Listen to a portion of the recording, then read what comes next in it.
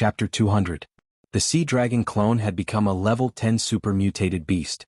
Next, it was time to move on to the next level. Emosure learned from the memories of the two people from the flaming beginning continent that the level after the super mutated beast was called the Desolate Beast. The Desolate Beast was much stronger than a level 10 super mutated beast. In the next few days, Emosure searched for level 9 and level 10 super mutated beasts in the Bohai Sea to devour. There were about 50 level 10 super mutated beasts in the 8,000 square kilometers of sea. As for level 9 super mutated beasts, there were more than 1,000 of them. After Emosure devoured so many level 9 and level 10 super mutated beasts, the Sea Dragon clone still couldn't evolve. It wasn't because it had reached its limit. The Sea Dragon clone's strength was one realm higher than Emosure's. Therefore, for it, the limit should be a level 10 dire beast. The reason why it couldn't evolve after devouring so many mutated beasts was because the energy it devoured wasn't enough for it to evolve. Emosure had to leave the Bohai Sea and swim to the East China Sea. Along the way, Emosure would let the Sea Dragon clone devour any level 9 super mutated beasts they encountered. After reaching the East China Sea, he searched for level 10 super mutated beasts with his dragon will and continued to devour them. After 2 days, he devoured 5 level 10 super mutated beasts. Emosure could feel that the Sea Dragon clone's strength was increasing. But obviously, it was still some distance away from evolving into a desolate beast. At the same time, on the coastline of Dongying, a mutated crow was flying toward the sea in a hurry. As it flew, it let out a hoarse and unpleasant cry. Yeah. On the ground behind it, a green-faced zombie was also running toward the sea at an extremely fast speed. This crow was Zhao Gao, who was sent to Dongying by Qin Shi Huang to kill the evil man Su Fu. That green-faced zombie was Butcher Bai Qi. However, at this moment, Butcher Bai Qi was surrounded by a large number of colorful mutated snakes that were chasing after him. Butcher Bai Qi kept swinging his bronze sword to kill these mutated snakes. He was now a level 3 super mutated zombie. These mutated snakes were only level 5 super mutated beasts. Logically speaking, it should not be difficult for Bai Qi to kill these mutant snakes. However, there were simply too many mutant beasts. 3 days ago they discovered Su Fu's lair. Bai Qi immediately brought those zombie figurines to capture the demon Su Fu. However, he did not expect that Su Fu would be able to summon tens of thousands of mutated snakes. They had killed countless mutated snakes, but there were still mutated snakes that managed to burrow into the holes on the zombie figurines' bodies, devouring their flesh and blood. In the end, only Bai Qi managed to break out of the encirclement. Zhao Gao flew out of the encirclement. However, those mutant snakes still did not give up. They chased after Bai Qi all the way to the shore. At this moment, under the encirclement of numerous mutated snakes, a 5-colored mutated snake had climbed up Bai Qi's leg while he was not paying attention. There was a fist-sized hole in his leg. The snake slithered into the hole and began devouring Bai Qi's flesh. Bai Qi stretched out his hand and reached into the hole. He grabbed the tail of the mutated snake and fiercely pulled. Bang! This tug actually tore the snake apart. As for the front half of its body, it was still inside Bai Qi's leg, continuing to devour his flesh. Other mutated snakes continued to swarm over. Bai Qi swung the bronze sword in his hand and killed over 50 mutated snakes. Then he swung the bronze sword and slashed at Bai Qi's right leg. There was a soft sound and blood splattered everywhere. The thick smell of blood immediately filled the air. When the mutated snakes smelled the blood, they immediately surged over like a flood. Bai Qi jumped with one leg, instantly covering a distance of over 100 meters. He broke free from the encirclement. At the same time he called out to the mutated crow in the sky. Zhao Gao. At this moment, the mutated crow's body emitted a series of cracking sounds. Its body was rapidly expanding. Gradually, a naked human form was revealed. This person was emaciated as if he only had skin and bones. On his back, there was a pair of black wings that were 7 meters wide. It looked like the wings of a crow. Then he pounced down. He grabbed Bai Qi's shoulder and flew toward the sea. As he flew, he cackled. Who would have thought that Butcher Bai Qi would be in such a sorry state? Bai Qi sheathed the bronze sword in the scabbard at his waist and said angrily, "This time we failed to kill the evil man Su Fu and disgraced the emperor's order. Both of us will be sentenced to death." Zhao Gao chuckled and said, "Hey! The world is in chaos and the great Qin Empire is destroyed. The emperor only has 8,000 soldiers. If he wants to reclaim the lost land and revive the great Qin Empire, every soldier must be used to their full potential. When the emperor is in dire need of manpower, How can he kill his subjects so easily? Bai Qi was extremely vexed. I have disgraced the emperor's order. If the emperor doesn't kill me, how can I live? Zhao Gao was too lazy to continue. He only cackled. That's for later. We'll talk about it when we get back. Not long after they left, a giant python appeared on the beach. This giant python was made up of thousands of mutated snakes. The giant python was over 100 meters long. On its head sat a Taoist priest. The Taoist priest had white hair and a white beard. He was in high spirits like an old immortal in the legends.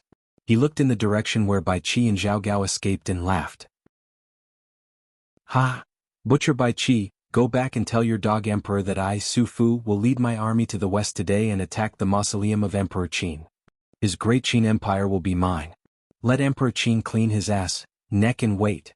At the same time, Mo Shi controlled the sea dragon clone with his consciousness and continued to wander in the East Sea. There were fewer and fewer level 10 mutated beasts in the East Sea now. Mo Shi was wondering if he should continue to devour more creatures in the sea. Otherwise, if he continued like this, when could he evolve into a wild beast? At this moment he suddenly had a thought. Because he detected that there was a large snake current in the east of the East Sea, which was swimming in this direction. What he saw before was a huge school of fish. But now what he detected with his dragon consciousness was an extremely large snake current. The snake current was 5 kilometers wide and hundreds of kilometers long. In this huge snake current, there were countless colorful mutated snakes. All the creatures in the East Sea, including the level 10 mutated beasts, could only flee in panic when they saw this huge snake current. Above these snakes, there was a 5-colored giant python that was formed by countless mutated snakes. It was hundreds of meters long. On the head of the giant python, a Taoist priest sat cross-legged. According to the information he received from Emperor Qin, Mo Shi guessed that this person was very likely to be Su Fu. Su Fu went to the immortal island in the sea, to seek the elixir of immortality and obtained a virus that could truly strengthen the human body and make people immortal. The virus that he gave to Emperor Qin was a zombie virus that turned Emperor Qin and the others into half-human, half-ghost zombies. Seeing that Su Fu controlled so many mutated snakes, it was just as Emperor Qin said. Su Fu the evil man lived up to his name. Chapter 201. When Mo Shi detected the evil man Su Fu, he immediately controlled the sea dragon avatar to float to the surface. The white-bearded and white-haired demon Su Fu naturally also saw Mo Shi's sea dragon clone. He could feel that this mutated beast was very strong. It was very likely that it far exceeded the strength of a level 10 mutated beast. However, he didn't even pay attention to it. Based on his understanding over the past 1,000 years, there seemed to be some kind of restriction in the entire world. Any creature that reached that restriction would no longer be able to level up. As long as this super mutated beast didn't break through the restriction, his snake tide would be able to exhaust it to death. After all, no super mutated beast could survive in this 5-kilometer wide and 100-kilometer long snake tide. The snake tide directly surged towards Mo Shi. They tried to run over him. However, Mo Shi's dragon consciousness directly swept across. A mutated snake directly exploded into a cloud of blood mist. It spread out on the sparkling surface of the sea. Bang! Another mutated snake exploded into a cloud of blood mist. Then pa pa pa pa pa, the 5-kilometer wide snake tide kept exploding like firecrackers. On the surface of the sea, the blood mist slowly spread out like a veil. Demon Lord Su Fu was only slightly surprised when he saw this scene at first. This super mutated beast could actually use psychic power. However, he had lived for nearly 2,000 years and had seen all kinds of strange things. Especially on this sea, there were many strange things. Therefore he was only surprised for a moment. Then he shook his head. This method consumes a lot of psychic power. In a moment, its psychic power will be exhausted. A beast will be a beast after all. However, this thought only lasted for a few seconds. Then he frowned slightly, because he saw his snake tide constantly exploding, and the speed was getting faster and faster. In just 10 seconds, it had already exploded 5 kilometers long. However, he still ignored it. His snake tide was more than 100 kilometers long. This mutated beast's psychic power was very strong, but he didn't believe that it was strong enough to explode all the snakes within 100 kilometers.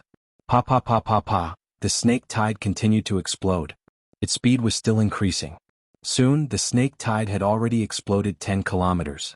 At this moment, Su Fu finally became a little anxious. His snake tide was 100 kilometers long. This guy, on the other hand, had already traveled 10 kilometers in less than a minute. How could things go on like this? Thinking of this, he leaped 100 meters into the air. Then a pair of 7-meter-long wings sprouted from its back. It flapped its wings and floated in the air. And the 100-meter-long python beneath him swam towards embark's sea dragon clone. It opened its huge mouth, intending to swallow the sea dragon clone whole. However, this 100-meter-long python was nothing in front of embark's dragon consciousness. Pa pa pa pa pa pa, it was still the sound of firecrackers. Under embark's dragon will, the 100-meter-long pythons also exploded. The 100-meter-long python was originally made up of thousands of mutated snakes. At this moment, these mutated snakes exploded one after another, and the 100-meter-long giant python also collapsed like a sand sculpture. When Su Fu saw this, he couldn't help but fly into a rage. Today he was going to cross the straits, attack China, and conquer Qin Shi Huang's mausoleum before conquering Great Qin. But now he was stopped by a super mutant beast. How could this not make him angry? Die, evil creature! Su Fu roared, and the flesh on his right hand wriggled and turned into a 10-meter-long sword. In the next moment, it flapped its wings and slashed towards embark's sea dragon clone. However, he was only halfway through when he found that his sword couldn't land anymore. It was as if it was caught by an invisible hand in the air. He couldn't help but tremble. How could this mutant beast's telekinesis be so strong? He had lived for so many years, and this was the first time he was restrained by another creature's telekinesis. In the next moment, rip, Su Fu's entire body was torn into several pieces by a huge force. At the same time, his 100-kilometer-long snake tide had reached the end of its explosion. A bloody mist that was 6 to 7 kilometers wide and more than 100 kilometers long quickly spread out. On the other hand, embark's mind was filled with evolution points. Killed level 5 strong mutant beast, evolution points plus 5,000. Killed level 3 strong mutant beast, evolution points plus 3,000. Killed level 6 strong mutant beast, evolution points plus 6,000. This 100-kilometer-long snake tide actually gave embark more than 30 billion evolution points. Embark couldn't help but sigh in his heart. This guy is here to give me evolution points, right? However, before embark killed Su Fu, he plundered his memories. From his memories, he found out that what he killed just now wasn't Su Fu's main body. It was just a clone of Su Fu. His main body was still in a valley in Japan. And when embark found out what his main body was, he couldn't help but feel happy. Whether or not the sea dragon clone could quickly break through all depended on Su Fu's main body. Thinking of this, embark immediately controlled the sea dragon clone and swam towards Japan. After about half a day he arrived at Japan. Then he climbed onto the shore.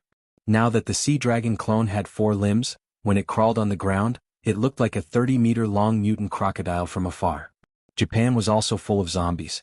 However, when these zombies saw embark's sea dragon clone, they all turned around and wanted to escape. Embark naturally wouldn't let them go. Dragons will swept across. All the zombies and infected creatures exploded like firecrackers. When the sea dragon clone went ashore, its speed was slightly slower than in the water. Embark spent another 2 hours before he arrived at the valley. His dragons will swept across the valley. He saw a white python in the valley.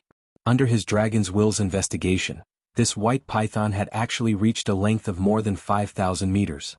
The thickest part of its body was actually more than 100 meters thick. Even embark had long known about this python through the memories of Su Fu's clone. But at this moment he couldn't help but feel a little shocked.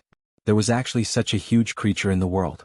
It could be said that this giant python alone filled the entire valley. This was Su Fu's main body.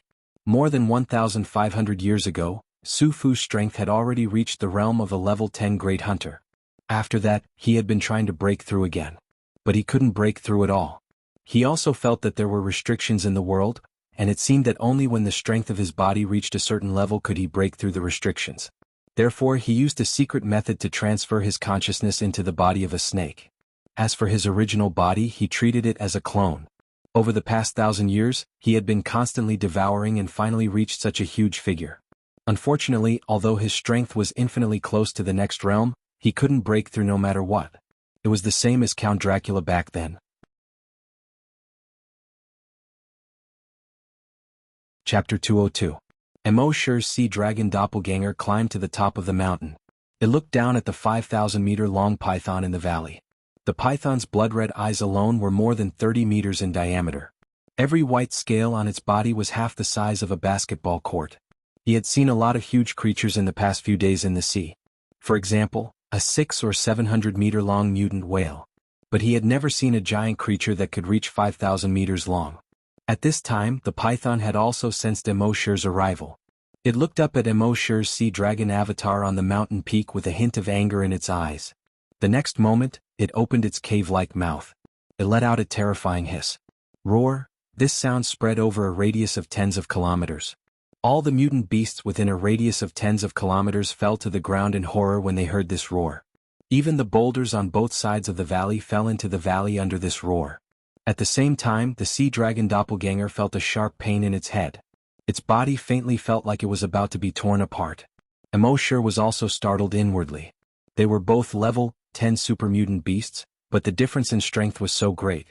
It seemed that this old thing that had lived for nearly 2,000 years was not to be trifled with. Fortunately, the sea dragon doppelganger had also become a level 10 super mutant beast. Otherwise, the sea dragon doppelganger wouldn't have been able to withstand this sound wave attack. It seemed that he had to end the battle quickly. Thinking of this, Emosher condensed his dragon will. The next moment, at an altitude of 50 kilometers above the valley, 100 dragon will meteors with a diameter of 100 meters were formed. As soon as these dragon will meteors were formed, they quickly smashed into the valley. The python seemed to have sensed that something was wrong. It hurriedly climbed up the mountain peak next to it, trying to escape. However, it was too late. Boom! A dragon will meteor directly smashed into its body. Immediately, the surrounding mountain peaks collapsed. Large boulders rumbled as they rolled down to the ground. The giant python was hit by the dragon will meteor, and the dozens of scales on its body suddenly loosened. Blood flowed out, dyeing the snow-white scales red. Emosher was a little worried that this guy would not be able to withstand the attack of the dragon will meteor and be blasted into pieces. That would be awkward. Fortunately, this guy's body was quite sturdy, so he didn't die on the spot under the bombardment of the dragon will meteorite.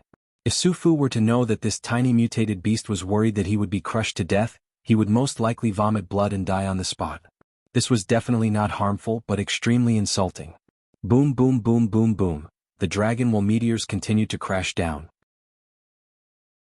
At first, the giant python was barely able to withstand the attack of a draconic meteor. It was still struggling to escape the valley. However, with so many meteors falling from the sky, everything within a radius of tens of kilometers had already collapsed. Where could it escape to? In the end, after the 100 dragon will meteorites landed, everything within 50 kilometers had turned into ruins. The valley from before was long gone. As for the white python, its body was already badly mutilated. There was hardly a single undamaged scale. It lay powerlessly in the ruins, breathing heavily through its nostrils. Every time it breathed, it stirred up smoke and dust. Emosher controlled the sea dragon clone, found an angle and bit down. Roar! The white python roared powerlessly. Its body also struggled powerlessly. However, the bombardment just now had almost broken all its bones. It wanted to turn around and attack, but it couldn't do it at all. The sea dragon clone bit a bloody hole in its body. After getting into the bloody hole, it began to devour. It devoured very quickly, and in a moment, it had already swallowed more than 20 meters forward. The giant python writhed in pain as if it wanted to throw the sea dragon clone out. However, its writhing seemed so powerless. About half an hour later, the sea dragon clone had already swallowed more than 100 meters forward. It was also at this moment that its body began to make cracking sounds. Emosher was delighted. He was finally going to break through. Accompanied by the cracking sounds, the muscles in the sea dragon clone's body were constantly being torn apart. Because Emosher's consciousness was in its body at this time, Emosher felt the tearing pain. He immediately switched his consciousness back into his main body. As for what kind of pain the sea dragon clone was suffering at this time, he didn't know. As the saying goes, when there's blessings, share. If there's trouble, I'll leave first. Emosher felt that this breakthrough, because it was a breakthrough of a major realm, would definitely take a long time. Therefore he didn't go back for a while. He planned to wait for half an hour before going back. During this free time he flipped through Sufu's memories. He found that this guy's memories were actually blurry. All kinds of memory fragments were intertwined and very chaotic. It was like a ball of wool that had been played with by a naughty child. He couldn't figure it out at all. After looking at it for a long time, Emosher felt dizzy. Emosher could only put down these memories and ignore them. Perhaps this guy had lived for too long, causing his memories to be in chaos. Or maybe something went wrong when this guy transferred his consciousness into the python's body. Emosure didn't bother with it anymore. After waiting for half an hour, his consciousness returned to the sea dragon clone again. At this time, the 5-kilometer-long python had been swallowed until there was not even a trace left. Emosure was secretly amazed. What AF * King Big Appetite? The 5-kilometer-long python was devoured in half an hour. The sea dragon clone was too good at eating. Since it had eaten so much, its body should be extremely huge at this time. It should be at least 500 or 600 meters long, right? However, Emosure looked at it. How could it be 500 or 600 meters long? It wasn't even 50 or 60 meters long. At this time, the sea dragon clone was only about 20 meters long. *CK. Emosure cursed in his heart. After swallowing a 5-kilometer-long python, not only did its body not grow longer, it even shrank. Did it have to be like this? He hurriedly checked the attributes of the sea dragon clone in his mind. Species, sea dragon. Level 3 desolate beast. Ability, evolution by devouring dragon will attack, sound wave attack. When Emosure saw this, his heart pounded wildly. Level 3 desolate beast. Not only had the sea dragon clone broken through, but it had also risen 3 levels in a row. It had reached level 3 desolate beast. How much energy was contained in that giant python's body? But it made sense when he thought about it. That giant python had been devouring and accumulating energy for a breakthrough for more than 1,000 years. However, because there were restrictions on Earth, it couldn't break through. But the energy had been accumulating. This energy was enough for it to break through to level 3 desolate beast. Now that the sea dragon clone had devoured it, it naturally obtained all the energy in its body. It wasn't surprising that it directly advanced to level 3 desolate beast. Chapter 203. After the sea dragon clone broke through, it was directly promoted to a level 3 wild beast. It didn't look like it had changed much, but its body had shrunk. However, Emosure knew from the memories of the 2 guys from the Flaming Land that the strength of a wild beast couldn't be judged from its appearance. In theory, the bigger it was, the stronger it was. This was for sure.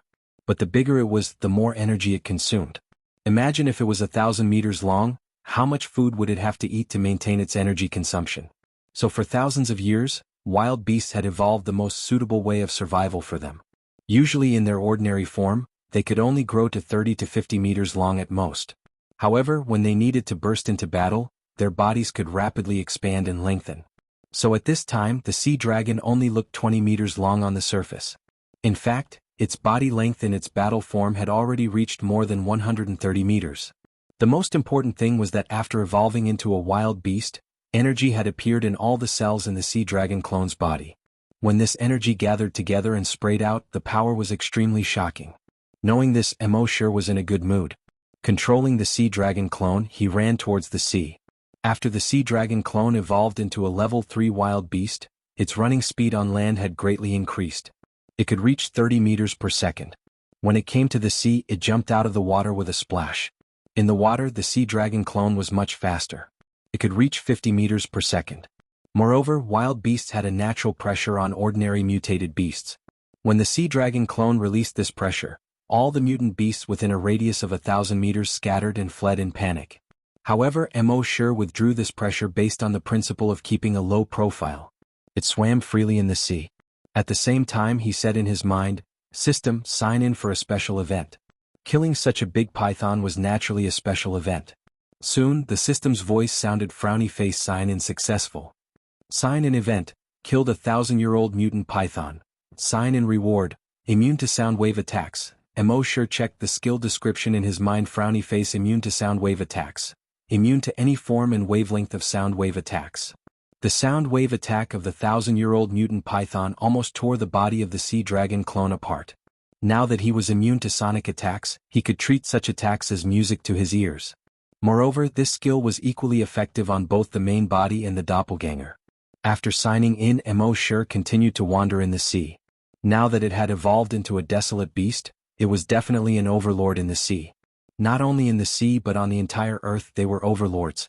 Even the current Emosure had no chance of winning against the sea dragon clone. Because of the strength of its body, even the dragon wool meteorite could only scratch it. The Qin crossbow, which was said to be able to break through all things, could only leave a shallow mark on its body. However, Mo sure felt that this was not enough. It wouldn't be long before the Flaming Dawn continent sent more experts over. Moreover, all of them were either scavenger hunters or scavenger hunters who were even stronger than scavenger hunters. If he were to rely on his own body, he would at most be able to reach level 10 supermutated for the time being. He didn't know if the restrictions on Earth would work on him. But even if they were useless, he would need to wait for a certain opportunity to break through to the level of a scavenger. Therefore, the best way to increase his strength now was to not try to increase the strength of the Sea Dragon clone. At the same time, on the coast of the East Sea, Zhao Gao took Bai Qi and fell directly on the beach. Huff, huff. Zhao Gao gasped for breath. Bai Qi hissed, "Let's go, or the evil man Su Fu and his snake tide will catch up." Zhao Gao gasped for breath and said, "That's right. You make it sound so easy. I've been flying the whole way and you haven't done anything at all." As he spoke, his body crackled and quickly shrank. In the end, he returned to a mutated crow. He squeaked. Bai Qi immediately grabbed Zhao Gao and put him on his shoulder. Then he strode in the direction of Emperor Qin's mausoleum. But before leaving, he looked back at the sea. He was puzzled. With the speed of Su Fu's snake tide, he shouldn't be far from us. Why can't I see him yet? The mutated crow hissed. Maybe he was delayed by something. Anyway, let's report to the Emperor first. More than an hour later, the man and the bird returned to Emperor Qin's mausoleum. They reported to Emperor Qin that Su Fu was about to lead a snake tide to attack. Emperor Qin was furious. "Su Fu, how dare you rebel? If I don't take his head, I will be ridiculed by the world." General Bai Qi, immediately lead the soldiers to set up an arrow formation. I want this evil man Su Fu to never return. Bai Qi received the order and immediately began to set up the array. However, they set up the arrow formation and waited for a full 3 days. Su Fu didn't appear. Bai Qi was terrified. Would the emperor think that he and Zhao Gao had committed the crime of deceiving the emperor? Although Emperor Qin was puzzled, it was good news that Su Fu didn't attack. Although the Qin army's arrow formation was powerful, with their current strength, it was not enough to resist the 200-mile snake tide. After a few days, all the troops in the depths of the underground palace would wake up. At that time, it would be time to restore the prestige of the Qin dynasty. Emperor Qin and the others naturally didn't know that Su Fu and his snake tide had been destroyed by Mo Shi. At this moment, Mo Shi was controlling the sea dragon clone to swim in the sea. He spread out his dragon will and constantly probed all the infected creatures around him. About half an hour later, a level 10 mutated beast appeared within the range of Mo Shi's dragon will. He immediately swam towards the level 10 mutated beast.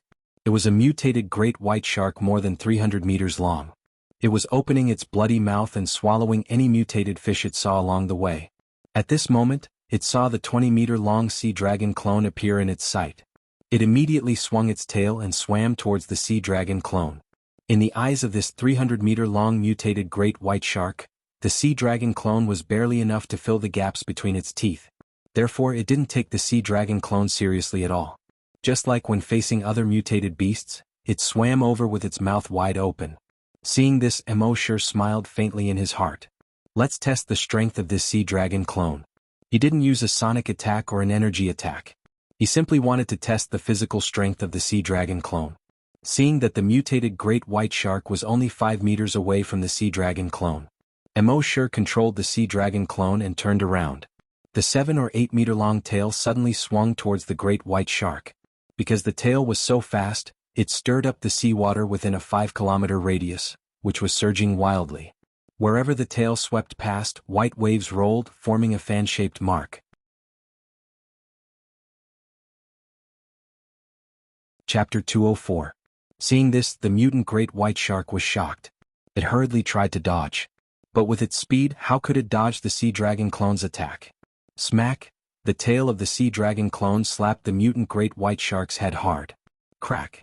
The great white shark's head was instantly smashed into a bloody mess by this blow. A huge hole was directly drawn out of its skull. Even its entire head was bent 180 degrees. Then there was no more. The level 10 super mutant great white shark was motionless. Its body slowly floated with the waves. Mo Shi couldn't help but be delighted when he saw this.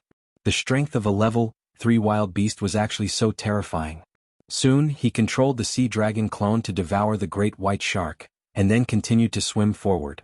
While swimming, Mo Shi had restrained his aura all the time.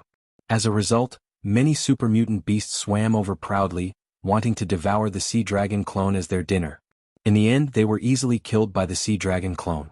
In 2 days, the sea dragon clone had devoured no less than 10 level 10 super mutant beasts.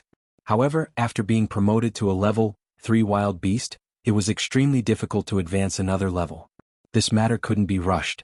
Mo could only control the sea dragon clone to swim in the direction of the Atlantic Ocean while devouring these level 10 super mutant beasts. 2 days later, Mo controlled the sea dragon clone and wobbled to the bottom of the East Sea. The depths of the East Sea were dark and lonely. It was so dark that one couldn't even see their fingers. Even though Mo was experienced and knowledgeable, and his strength had reached the level of an overlord on Earth. But in the face of such a dark and deep environment, he couldn't help but feel a little afraid. After all, the unknown was the most terrifying. The psychological pressure caused by the surrounding darkness was simply unimaginable. If a timid person came, this huge psychological pressure would suffocate them on the spot. Fortunately, Mo had dragon's will. In the sea, although the detection range of dragon's will was compressed, it could still detect a radius of 100 kilometers. After activating dragon's will, he could see everything around him.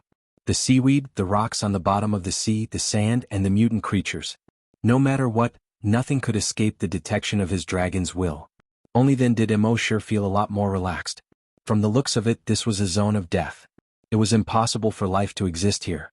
However, when Mo scanned the area with his draconic will, he discovered that not only were there life forms, they were all level 8 mutant beasts and above. At this moment, a huge ravine appeared in front of him. Mo had already learned the topographic map of the seabed from someone in the base. At this moment he already knew that this huge gully was the East Sea Trench. It is also called the Wuxia Trench. The trench was about 1,000 kilometers long and had an average depth of 6,000 meters.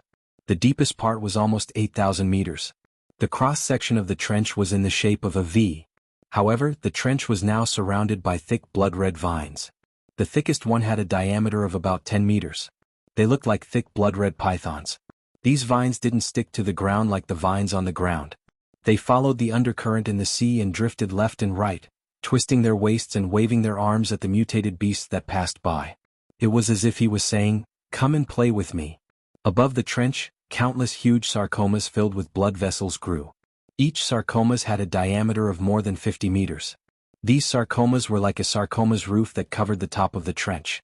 Mo didn't know if the sarcomas covered the entire 1,000-kilometer-long trench. However, at least within his detection range, the top of the trench was covered by sarcomas. All the sarcomas pulsed every half a minute. It was as if you were a living heart. It was disgusting and terrifying. A level 8 mutant beast passed by above the trench. A 5-meter thick Sanguisurincus wrapped around it. The level 8 mutant beast kept struggling. However, it was to no avail. A few more thick Sanguisurincus stretched over. They dragged the level 8 mutant beast into the sarcomas. Mo's draconic will could clearly detect that the Sanguisurincus kept sucking the mutated beast's blood. In just 2 minutes, the mutant beast was sucked dry and turned into a dried corpse. However, even if it was just a dried corpse, the mother nest didn't let it go. In the trench below the mother nest, the entire trench was filled with blood water. The dried corpse of the mutated beast was thrown into the blood water by the Sanguisurincus. The blood water immediately bubbled. Soon, the dried corpse was completely melted. Mo was shocked when he saw this scene. The mother nest he saw in Manhattan only wanted to devour the entire city. However, the mother nest he saw now wanted to devour the entire sea. After devouring the sea, it even wanted to devour the entire Earth. By then, the entire Earth would be a huge mother nest. What a huge ambition. What was different from the mother nest on land was that the mother nest on land only devoured humans to create a blood pool to increase the strength of mutated beasts and zombies. However, the mother nest at the bottom of the sea was actually devouring mutated beasts to expand its range. Of course, it also increased the strength of a small number of mutated beasts. All the level 10 mutant beasts in the vicinity were created by the blood pool in the mother nest. Mo connected to the mother nest consciousness and found that they created these mutant beasts so that they could catch weaker mutated beasts for the mother nest to absorb. At this time, more than a dozen mutant beasts had caught many mutated beasts and thrown them near the mother nest. The mother nest Sanguisurincus would quickly catch these mutated beasts and devour them. Through connecting to the mother nest consciousness, Mo knew that the entire East Sea Trench was a huge mother nest. And this was only a relatively small one among all the mother nests at the bottom of the sea. There were 28 trenches in the world and 28 mother nests at the bottom of the sea. With so many mother nests, it was only a matter of time before they devoured the entire sea creatures and even the entire earth. Retreating from the mother nest consciousness, Mosher looked at the huge snake-like Sanguisurincus and the huge sarcomas with a diameter of 50 meters. His eyes were filled with bloodthirsty killing intent. The next moment he controlled the sea dragon clone and opened its mouth. Roar! An earth-shattering roar came out. Under this roar, the seawater at the bottom of the sea actually produced circles of ripples that were visible to the naked eye. Sound wave attack. This sound wave quickly bombarded the sarcomas on the surface of the mother nest. Boom boom boom boom boom. Under the sound wave attack, the sarcomas exploded one after another. A large amount of blood in the sarcomas spread out. The top of the trench was instantly filled with the smell of blood. And under this sound wave attack, the level 10 mutant beasts around the mother nest all felt dizzy. There were even a few mutant beasts whose tentacles were directly cut off. His mouth also split open with a huge bloody wound.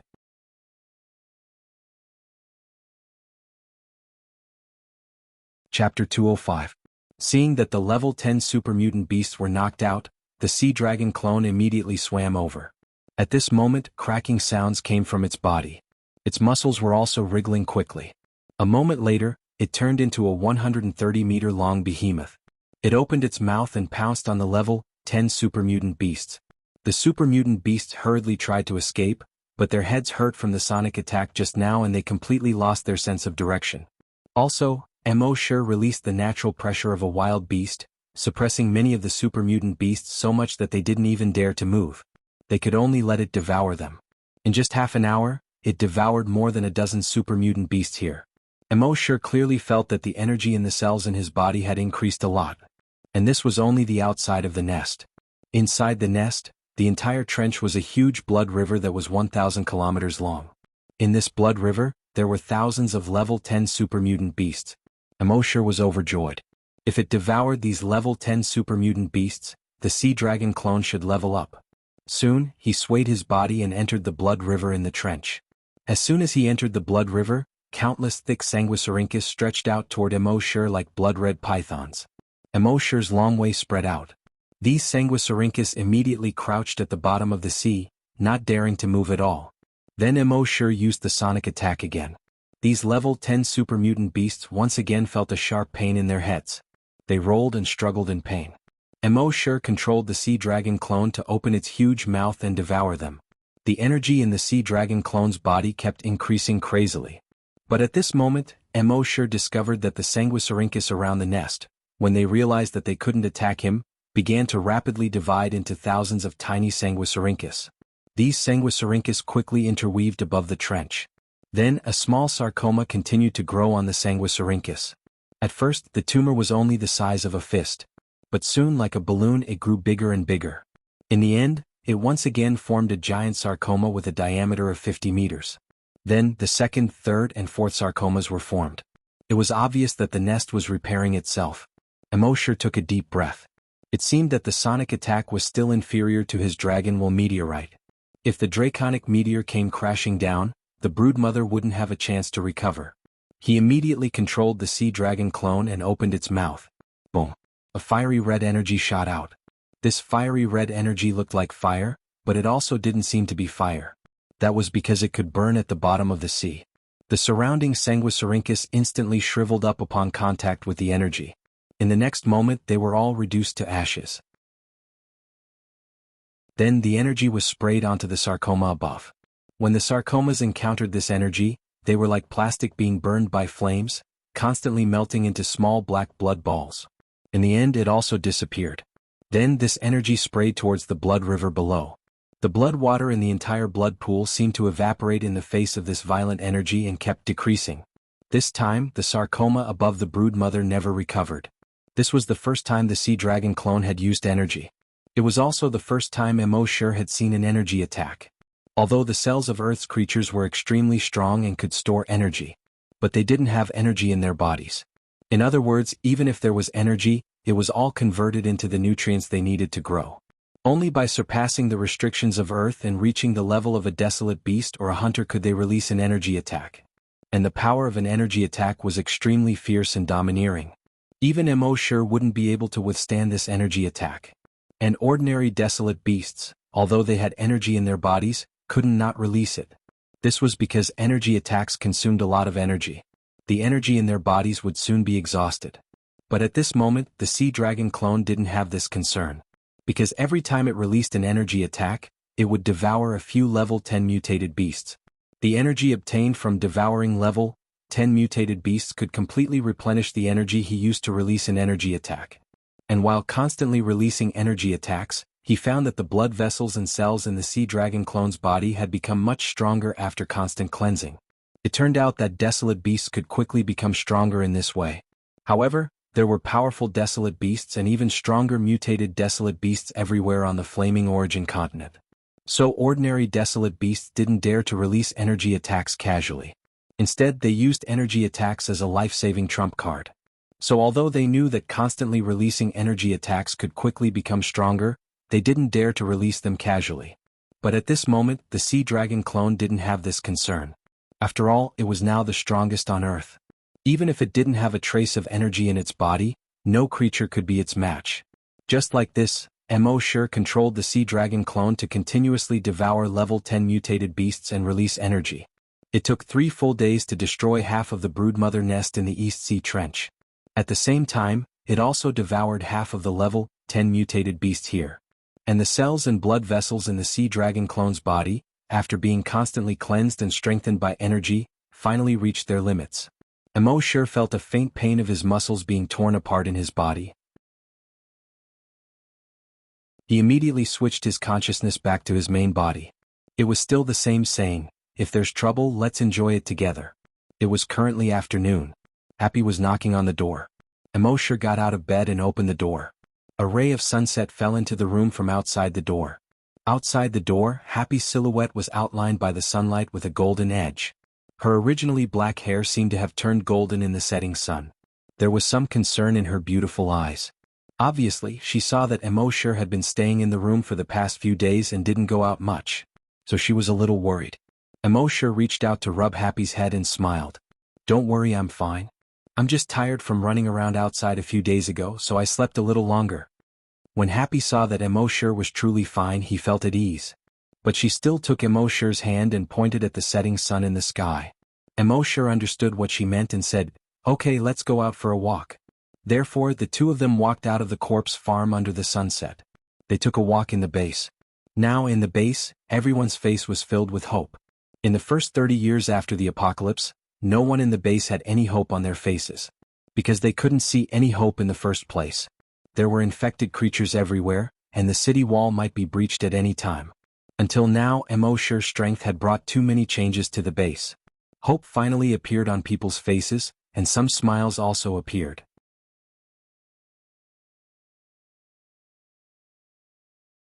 Chapter 206. 2/3 of the people in the base were already zombie hunters or psychokinesis. The remaining 1/3 were also full of hope. Mr. Emo had said that as long as they trained hard, everyone could become a zombie hunter or psychokinesis. When they were strong, there were no infected creatures outside the city walls. They could expand their range of activity. They reclaimed a large area of land outside the city walls to plant wheat, corn, and other crops. They even had the leisure to cultivate an orchard to plant apple trees. It was estimated that in half a year, the people in the base would solve the most basic food problem. They wouldn't have to eat porridge and steamed buns every meal. After 3 years, they could often eat meat and even fruit. And all of this was thanks to Mr. Emo. So when the people on the road saw Emosure, they weren't as afraid as before. Some of the bolder ones even often greeted Emosure. Walking with Emosure like this, Happy's face often brimmed with a happy smile. Her smile was very infectious, and when the passers-by saw her smile, they all smiled knowingly. When Emosure was with Happy, he felt that he was also much happier. When it was getting late, Emosure and Happy returned to the corpse farm. Emosure lay on the recliner on Grape Trellis 5, looked at the starry sky and slowly closed his eyes. Happy thought that Emosure was asleep, so she brought a blanket and covered Emosure. At this time, Emosure's consciousness had already arrived in the body of the sea dragon clone in the East Sea Trench. At this time, the sea dragon clone's body length hadn't changed at all. But when Emosure checked its attributes, he found that it had leveled up. Species, Sea Dragon. Level 4 Dire Beast. Ability, Evolution by Devouring Dragon Psychic Attack, Sound Wave Attack. Mo sure thought that after becoming a level 3 Dire Beast, it would take a long time for it to level up again. He didn't expect it to level up after devouring half of the mutant beasts in the mother nest. There were 27 other underwater mother nests in the world. If it devoured all of them, it would at least be level 7. Next, it took more than half a day for the Sea Dragon clone to devour all the mutant beasts in the East Sea Trench and destroy the entire nest. Only then did Mo sure sign in at the seabed broodmother's nest. System, sign in. The system replied instantly, just like any other time. Sign in successful. Sign in location, East Sea Trench mother nest. Sign in reward, Million Sanguisurincus, acid breath. Both of them were skills for the Sea Dragon's clone. It was clear that when Mo sure's consciousness was inside the Sea Dragon clone, most of his skills could be used by the Sea Dragon clone.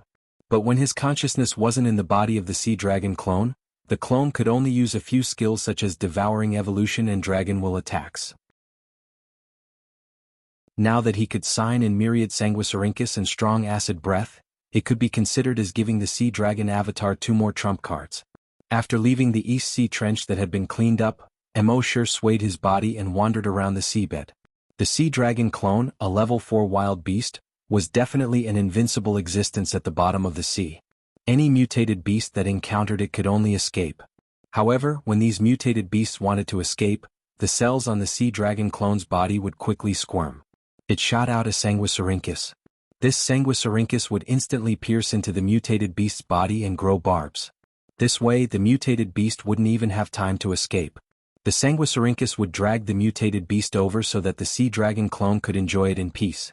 This was the magical effect of the Million Sanguisurincus.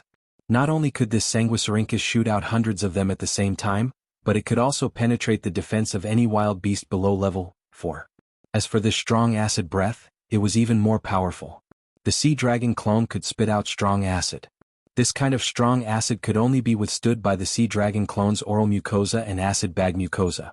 In front of this strong acid, anything else could only be quickly corroded. Even rocks were corroded to the point of being riddled with holes. Next, Mo sure controlled the Sea Dragon clone and continued to go to other trenches. In each trench mother nest, there were at least 1,500 level 10 super mutated beasts. The Sea Dragon clone didn't let go of any level 10 super mutated beast. While devouring these super mutated beasts, the Sea Dragon clone's level was slowly increasing.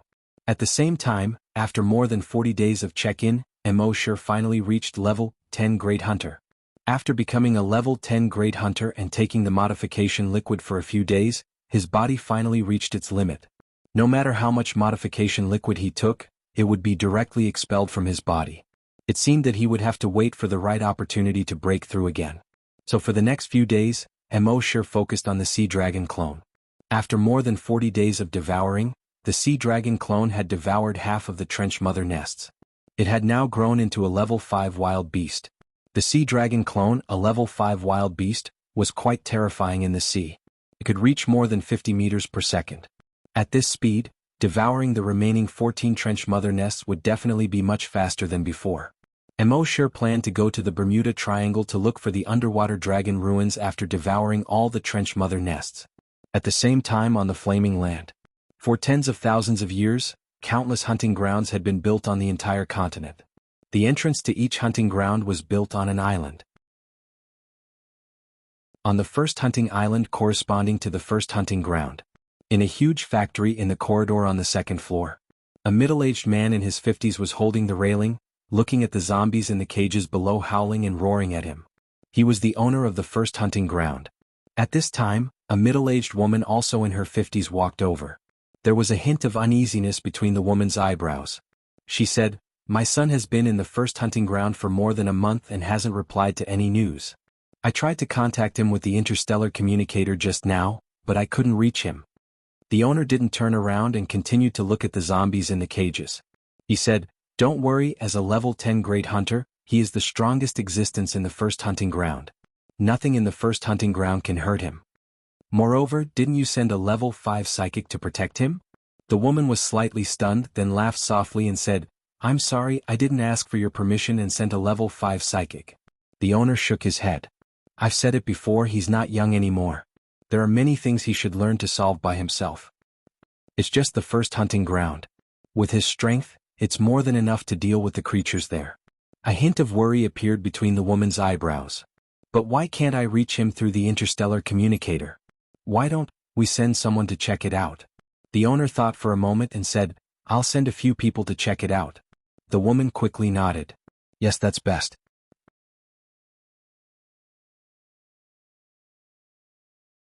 Chapter 207. On this day, Mo controlled the sea dragon avatar and finished devouring another trench mother nest. His next goal was to kill 2 people. One was the deepest trench in the world, the Mariana Trench Mother Nest. The other was the Bermuda Devil Delta in the Atlantic Ocean. However, on this day, there were guests from outer space at the South Pole's blood-colored waterfall. South Pole, Death Valley above the blood-colored waterfall. 10 balls of light slowly descended. These 10 blue-white balls of light were very blurry at first. Gradually they became more and more solid. In the end they condensed into 10 human forms. At this moment, Emoshir's virus avatar saw the sudden appearance of these 10 people. He quickly reported to Emoshir in his mind. One of those people saw Emoshir's virus avatar and didn't care at all. The mechanical arm on his right hand instantly popped out. It grabbed at the virus avatar's neck. It was so fast that the virus avatar couldn't resist at all. The mechanical arm exerted force. Crack.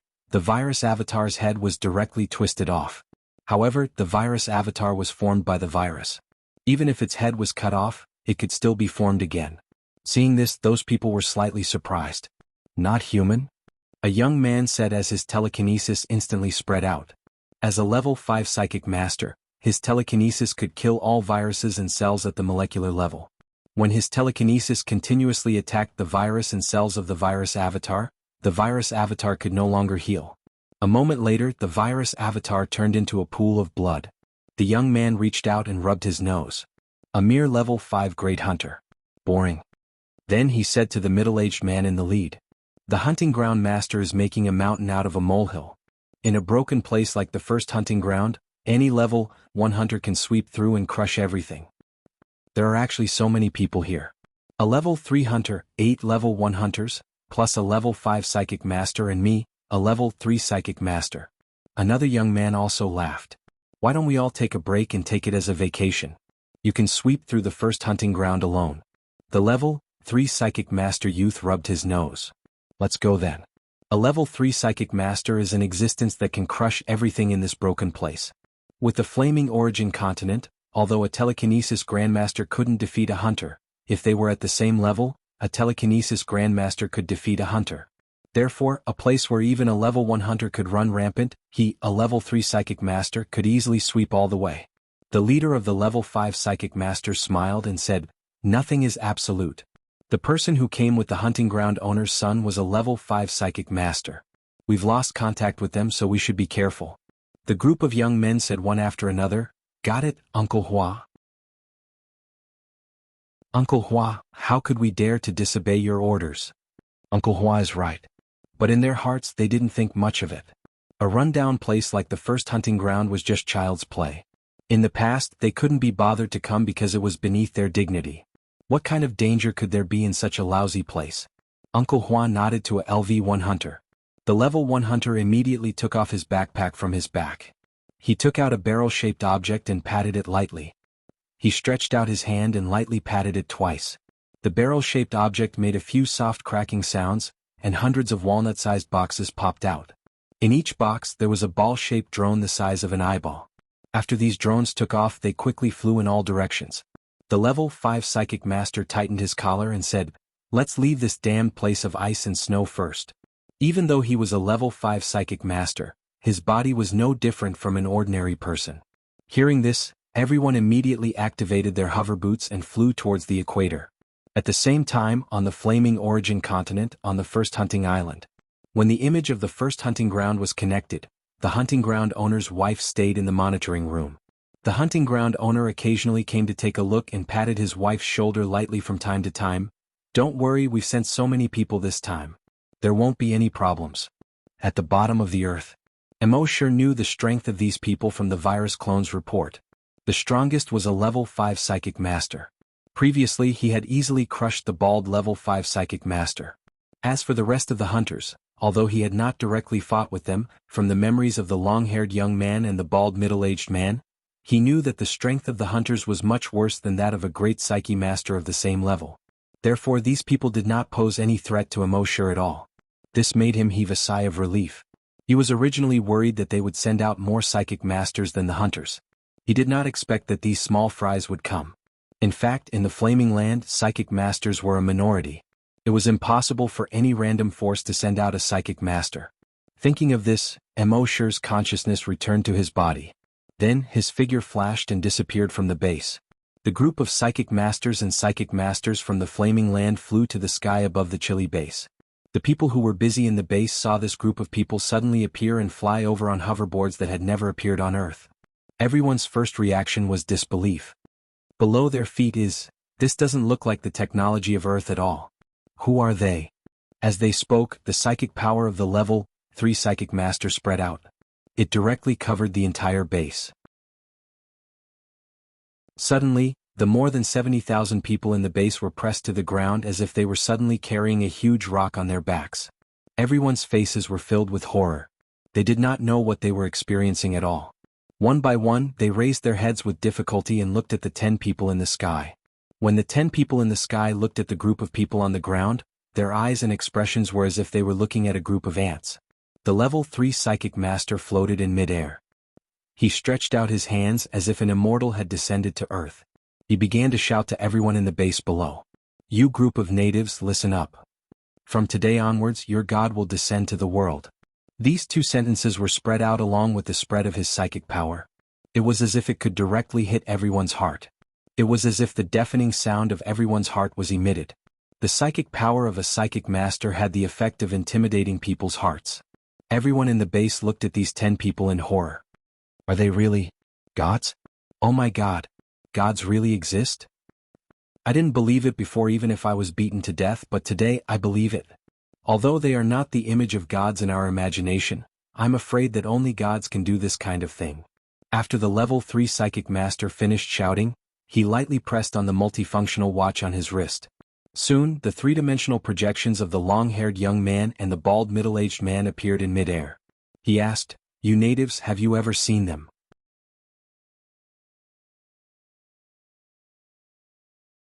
Chapter 208. Have any of you seen these 2 people before? The voice of the level 3 hunter was sent to the bottom of everyone's hearts with his telekinesis. Everyone's hearts trembled. Under the effect of the telekinesis of a psychic grandmaster, most people had no doubt that these 10 people were gods. God descends? God descends. It's really God. Of course, this kind of effect was ineffective against those with high levels of psychokinesis or those with strong willpower, especially the few level 10 psychokinesis left behind by Emoshur. They looked at the 10 people in the sky with solemn expressions. They're not gods, they're just mortals. A level 10 psychokinesis said solemnly. Seeing this, the level 3 psychic grandmaster snorted. You don't know what's good for you. As he spoke, his telekinesis instantly attacked the level 10 psychokinesis. Pop. The level 10 psychokinesis right hand exploded first. Then, pop pop pop pop pop, the level 10 psychokinesis whole body exploded like firecrackers. In the end, his flesh and blood slowly dissipated in the air like smoke after firecrackers. When the surrounding people saw this, their expressions changed drastically. The level 3 psychic grandmaster pointed at the 3-dimensional figures in the air and sneered. I'll ask one last time. Have you seen them? Everyone shook their heads. No, I haven't. The level 3 psychic grandmaster shrugged helplessly. Since you bunch of aborigines can't provide any help to us, then there's no need for you to exist. As he spoke, his telekinesis suddenly spread out. As a level 3 psychic grandmaster, his telekinesis could easily wipe out all 80,000 people here. Among the 9 people who came with him, although some of them frowned slightly, they didn't stop him. After all, in their eyes, the humans in the first hunting ground were just a group of uncivilized barbarians. They were just a group of prey. If they killed them, then so be it. However, this time, when the level 3 psychic grandmaster's telekinesis spread out, it seemed to be wrapped by something and couldn't expand at all. Not only that, but his psychokinesis was also being forced back into his body. The level 3 psychic master's expression suddenly changed. There are other great psychic masters. He was a level 3 telekinesis grandmaster, but in front of the other party's telekinesis, he didn't even have the slightest resistance. Obviously, his opponent must be a great psychic master, and a psychic master whose psychic power far exceeded his own. Those hunters didn't feel anything strange. As for the level 5 telekinesis grandmaster, when he tried to spread out his telekinesis to help the level 3 telekinesis grandmaster withstand the pressure, he was shocked to find that his telekinesis was unable to spread out. To be able to suppress his telekinesis to the point where it couldn't spread out, the other party was at least a level 6 telekinesis grandmaster. How could this be? How could there be a level 6 psychic in the first hunting ground? Could it be that a level 6 psychic from the Flaming Dawn continent had come to the first hunting ground? Such a thing had happened on the Flaming Dawn continent before. Some people for some reasons sneaked into some hunting grounds. In those hunting grounds he was the strongest king. Therefore he would continue to live in that hunting ground. For example, a criminal who sneaked into a hunting ground. As each hunting ground was extremely large, as long as he didn't actively expose himself, almost no one would discover that he had sneaked into this hunting ground. Thinking of this, the level 5 telekinesis grandmaster hurriedly said, "We are all from the Flaming Dawn continent. We have no enmity with you, so I hope you." Boom! Before he could finish his sentence, the level 5 telekinesis grandmaster exploded into a cloud of blood mist. Even the level 3 telekinesis grandmaster beside him exploded into a cloud of blood mist. The people on the ground, who were still in a state of shock, had a drastic change in expression when they saw this scene. God has fallen. How is this possible? How can a god fall? Is the end of the world really coming? Naturally, there was a sober person who shouted, "They aren't gods at all. They are just a bunch of people who are pretending to be gods."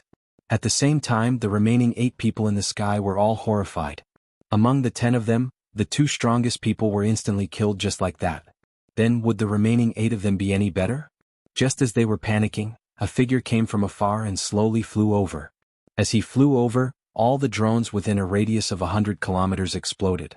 Emosher's cold gaze swept over these people, his voice icy cold.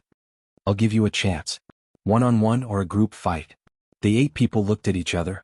In the end, it was still the level 3 hunter who smiled awkwardly. He replied, "You must be joking. How would we dare to attack you? We are only here to look for someone." Boom boom boom boom boom. Before he could finish his sentence, he felt a mountain-like pressure fall from the sky. His body involuntarily fell to the ground. He crashed through the roof of a building and continued to crash through more than 10 floors. In the end, he crashed into the foundation of the building. The physical strength of a hunter was extremely strong. With Emosher's level 3 dragon will, it was still not possible for him to tear their bodies apart. But in this way the level 3 hunter crashed through more than 10 floors, which was even more shocking. Emosher continued to look at the remaining 7 people. His voice was still cold. "I'll give you a chance.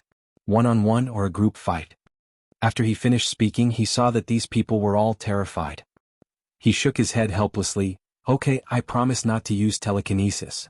The remaining 7 were all level 1 hunters. At this time, when they heard Emosher say that he would not use telekinesis, they were all shocked. Could it be that this person had both telekinesis and a hunter? Even on the Flaming Dawn continent, people who cultivated both telekinesis and hunters were rare. And as long as they grew up, each of them would be an overlord. If it was in the past, they would not have dared to attack such an existence. But today this person forced them to attack. And he promised not to use telekinesis. They looked at each other. In the end, a level 1 hunter said, "Group fight." As he spoke, he tore open his sleeve and revealed the right mechanical arm. The entire mechanical arm was metallic black, and under the sunlight, it emitted a black luster. The next moment, the muscles on his right shoulder wriggled and started to grow. Soon, the muscles wrapped around the entire mechanical arm. It formed a 1 foot wide, 2 meter long giant sword. The next moment, the body of the giant sword turned fiery red. Because of the high temperature, the air around the giant sword seemed to be distorted. When the people on the ground saw this scene, they all felt that their worldview was shattered. What the hell was this? The mechanical arm could stretch freely. This was no longer a technology that could be found on Earth. Now, it was heating up a genetic weapon? Was this a dream?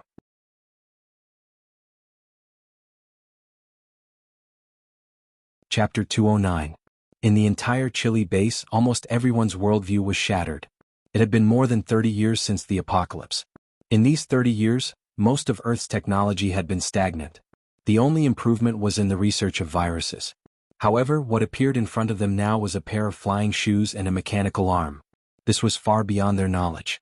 At this moment, the hunters also realized that if they did not make a move today, they might not be able to escape. Although this guy's telekinesis was strong, he was arrogant enough to promise not to use it. This was no different from crippling one of his arms. If the 7 of them worked together, they might have a chance. Thinking of this, their right arms all condensed their genetic weapons. Everyone's genetic weapons were also heated to a fiery red color. The 7 of them formed a circle in the air, surrounding Emosure. In the next moment, the 7 genetic weapons attacked Emosure at almost the same time. 7 weapons: sabers, swords, spears and whips. One of them even had a red-hot mace. Seeing this, Emosure's eyes also showed some excitement. The reason why he did not use his dragon will to kill these people directly. It was because he wanted to see the genetic weapons of these people from the Flaming Land and the way they fought. Although he already had some understanding of the Flaming Land from other people's memories, it was not enough to understand from other people's memories. This was especially true for things like fighting styles, which required him to personally experience actual combat in order to have a personal understanding of it. At the same time, Emosure also wanted to see how his combat strength was without using his dragon will. Of course, as for the promise not to use telekinesis, that was just an excuse Emosure used to force them to make a move. When it came to a life-and-death situation, who would care about promises? Moreover, he did not use telekinesis to begin with, but dragon will. At this moment, the genetic weapons of these people had completely enveloped an area of 1 kilometer around him. The high temperature of the genetic weapons made Emosure understand that even his body could not withstand the attacks of these people's genetic weapons. Although he had the invincible Vajra body, the Titan Dragon breastplate, and the Dragon Blood armor, these 3 layers of defense. But that was only invincible on Earth. Now that he encountered alien genetic weapons, he did not dare to casually take them head-on. His figure moved as he activated Dragon Shadow Step. In the blink of an eye, a giant dragon shadow was left behind. Then he broke away from the encirclement. Those hunters were all stunned. What kind of freaking movement technique was that? They didn't even see it clearly, but they escaped the encirclement in an instant? Furthermore, there was even a giant dragon's shadow. What the hell was this? At this moment, in the building that had been smashed through, the level 3 hunter finally came to his senses. However, under the suppression of Emosure's draconic will, he was firmly suppressed there, unable to move at all. When the 7 hunters saw that Emosure had escaped from the encirclement, they immediately chased after Emosure. Emosure made use of his speed and instantly appeared beside a long spear genetic warrior. He also summoned the huge axe genetic weapon that he had not used for a long time. It hacked down towards the head of the hunter.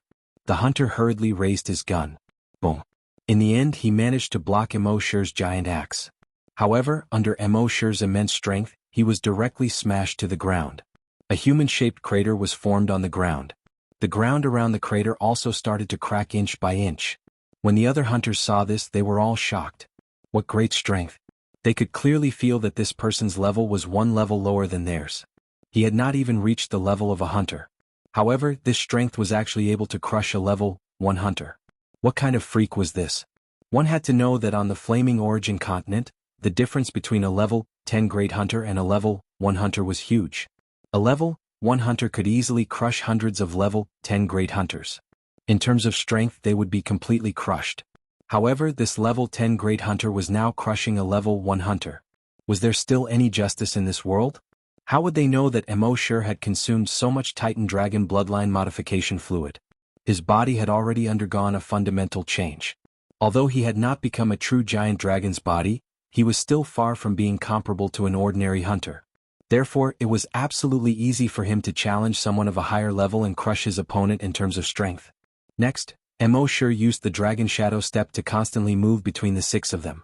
From time to time, he would swing his axe as if it had the power to destroy the world. Even if these people were able to react in time and block his giant axe, they were basically sent flying hundreds of meters away by his abnormal strength. The more these people fought, the more shocked they became. Previously, they thought that this guy was just a level 10 great hunter and that they could easily defeat him without using their telekinesis. However, they never thought that this guy would not only not be at a disadvantage but also completely suppress the 7 of them by himself. He could still crush someone of a higher level than him. What kind of freak was this? At this time Emosher was getting braver and braver as he fought. He thought to himself, still not using your trump card? He knew that all the hunters had an absolute trump card. This trump card was extremely powerful, and they would not use it unless they had no other choice. Since these guys still had not taken out their trump cards, he could only add fuel to the fire. Thinking of this, Emosher used the dragon shadow step and instantly appeared behind a hunter. The giant axe in his hand fiercely chopped down toward the hunter's head. The speed of this attack was extremely fast and sudden. That guy did not even have time to react. He was split into two halves by the giant axe. Like two slices of pork, he flew far away. These two slices of pork fell directly into the base below. When everyone saw this, they all screamed and dodged. Some of the cowards were scared shitless. At this time there were only 5 hunters left in the sky. They saw that this level 10 great hunter was actually so powerful. All of them were shocked.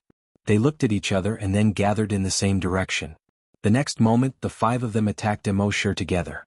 When they were 2 to 5 meters away from Emosher, their genetic weapons suddenly shone brightly, emitting a dazzling white light. At the same time, their genetic weapons also released a red and white laser-like energy. This energy came extremely quickly. Swish, swish, swish. Emosher was already prepared. With a leap of the dragon shadow step, he was already behind the 5 of them. At the same time, the energy released by the genetic weapons of these 6 people continued to extend a few hundred meters forward, sweeping toward the few buildings in front of them. Those buildings were directly broken in half by the force of the sweep. With a rumble they collapsed. This was the trump card of a hunter. Every hunter had a certain amount of energy stored in their cells. This energy could allow them to be more powerful when attacking. When running, it could increase their speed. However, the most important use of this energy was to release it through genetic weapons in the form of laser-like energy. Its speed was extremely fast and its destructive power was extremely strong. When the energy of a level 1 hunter was released through genetic weapons, even a level 5 hunter would not dare to take it head-on.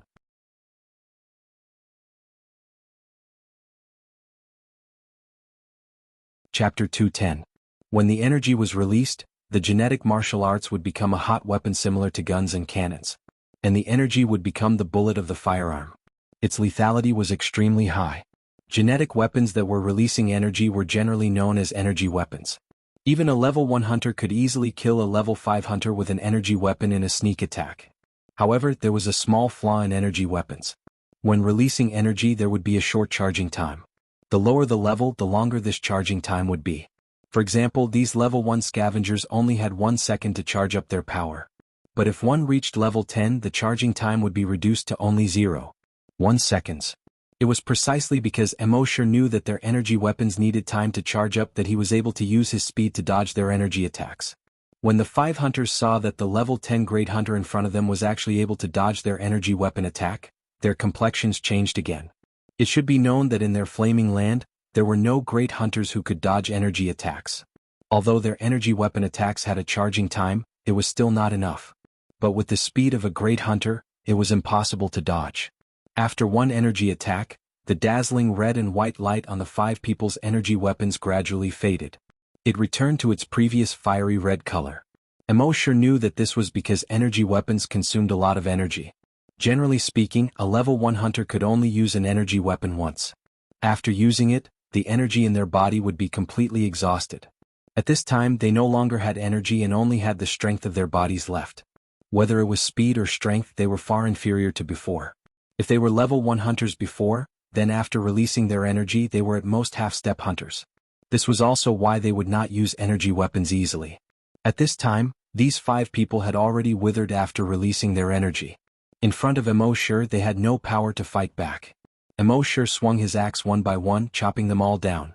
Only the 2 hunters on the ground were left. One was level 3 and the other was level 1.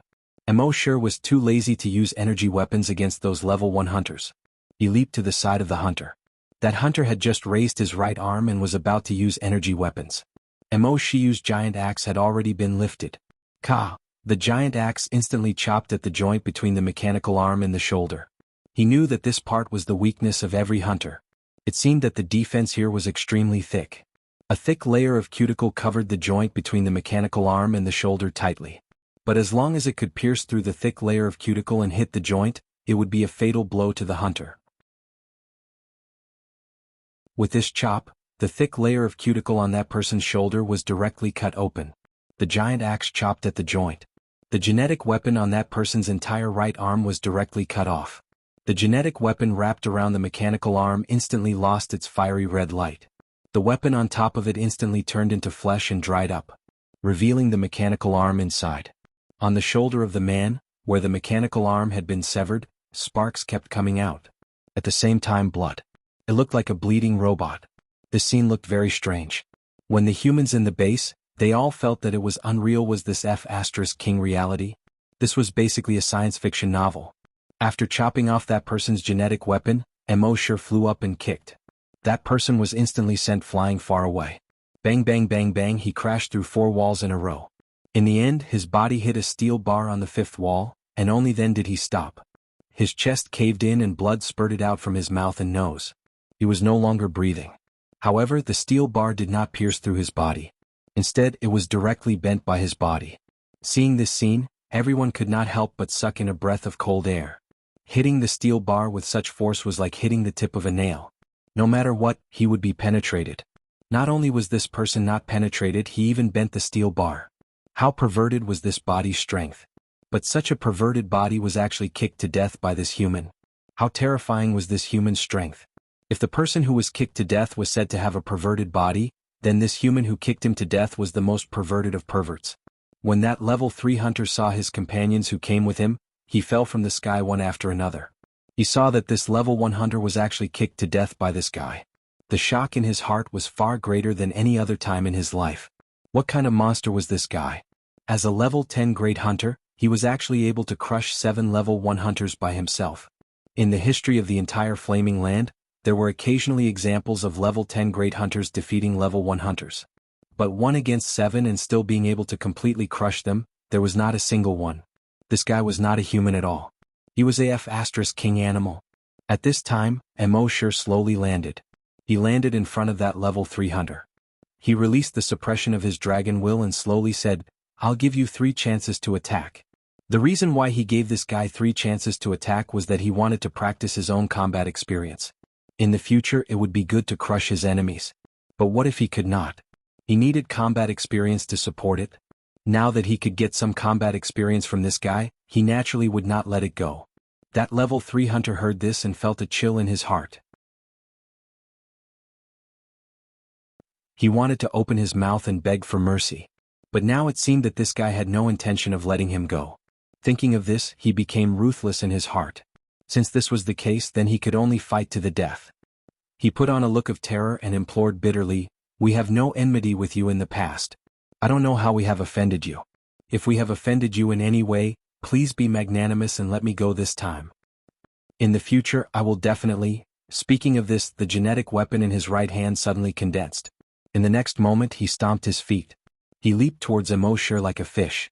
At the same time, the genetic weapon in his right arm had already condensed. The fiery red long spear genetic weapon pierced towards Mosher's chest. Mosher used his giant axe to block the long spear genetic weapon. That level 3 hunter's spear head instantly turned and faced Mosher.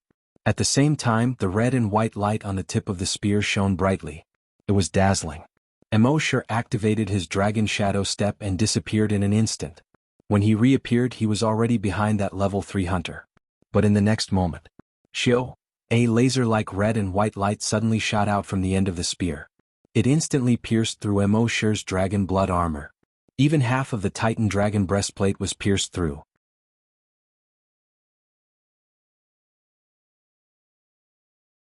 Chapter 211.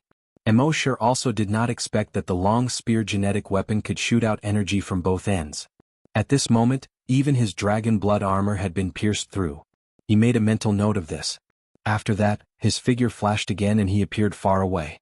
The level 3 hunter was also shocked.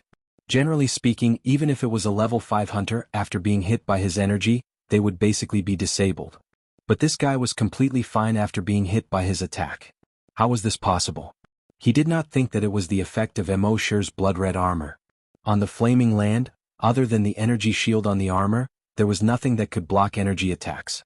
However, he was a level 3 hunter after all. Although he was shocked, his hands did not panic. The long spear in his hand shone brightly and instantly extended more than 10 meters. At the same time, the red and white light from the long spear once again shot toward Emosure.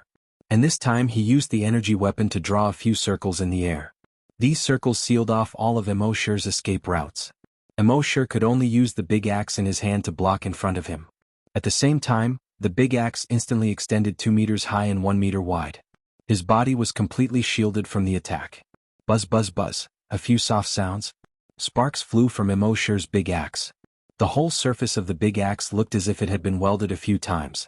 Several fiery messy red circles were displayed. At the same time, under this high-temperature melting, even Emosure's genetic weapon was half melted. Emosure's heart trembled. The attack of an energy weapon was indeed powerful. One must know that in the past, on Earth, there was nothing that could cause even a slight scratch on his genetic weapon. However, the level 3 hunter's expression was several times worse than Emosure's. This kid's genetic weapon could actually block the attack of an energy weapon? What the hell was this? One must know that on the flaming land, only the energy shield of a mecha could block the attack of an energy weapon.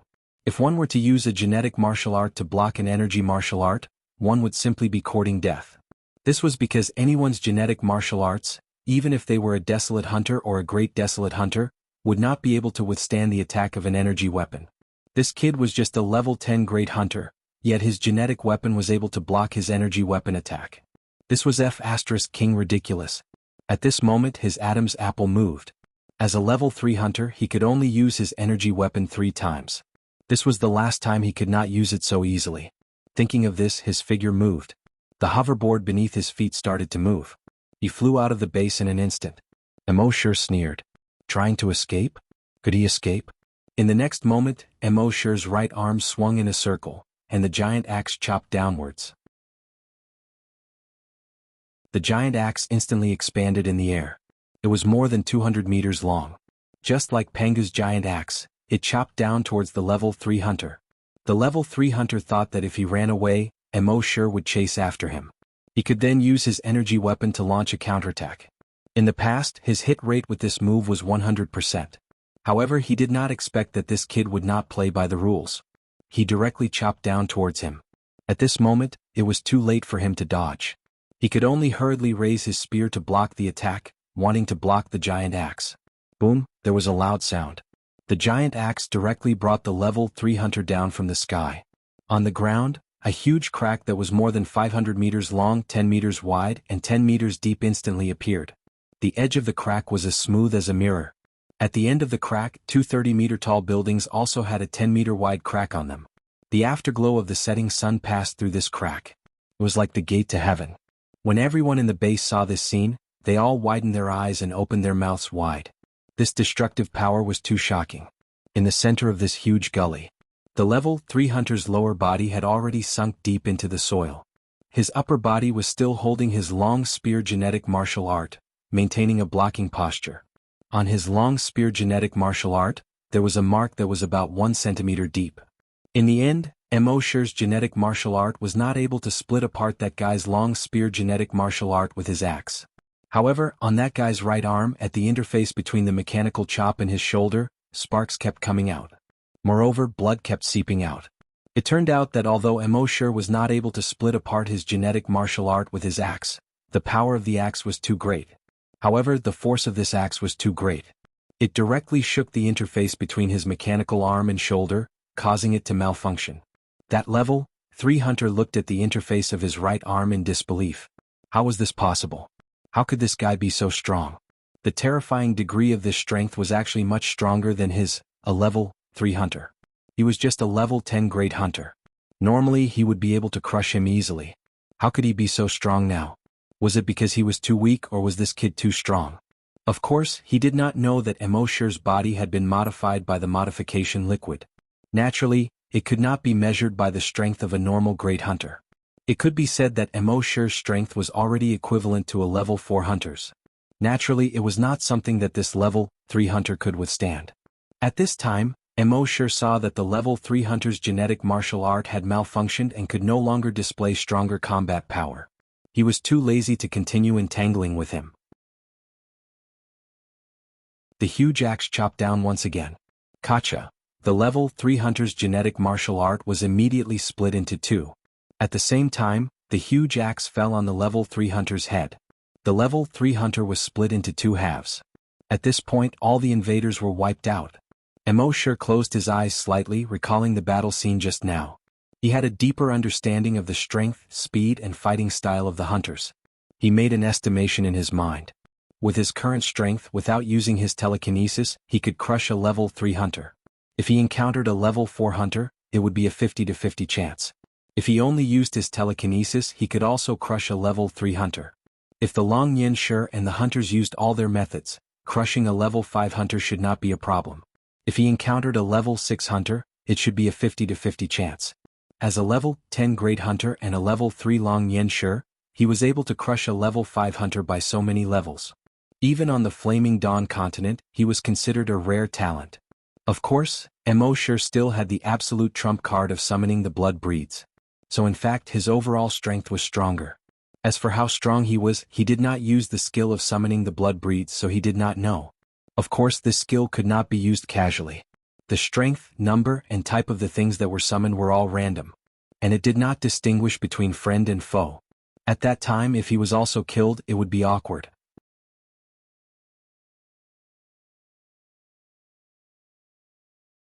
Chapter 212. Emosher killed these 10 people. He left a huge ravine more than 200 meters long in the Chili base. After that, he ignored the humans in the Chili base. He took a step forward, leaving behind a 100-meter-tall dragon shadow, and then disappeared. After a while the dragon shadow also slowly disappeared. In the Chili base all the humans felt like they were dreaming. From the arrival of the 10 godlike powerhouses to the moment they were pressed to the ground by an invisible force. Then the powerhouse with a pair of energy wings appeared. Finally he killed the 10 people and left. Only 5 minutes had passed. All the 11 people were unbelievably powerful. They were so powerful that it was beyond their understanding. Especially the human with the pair of energy wings.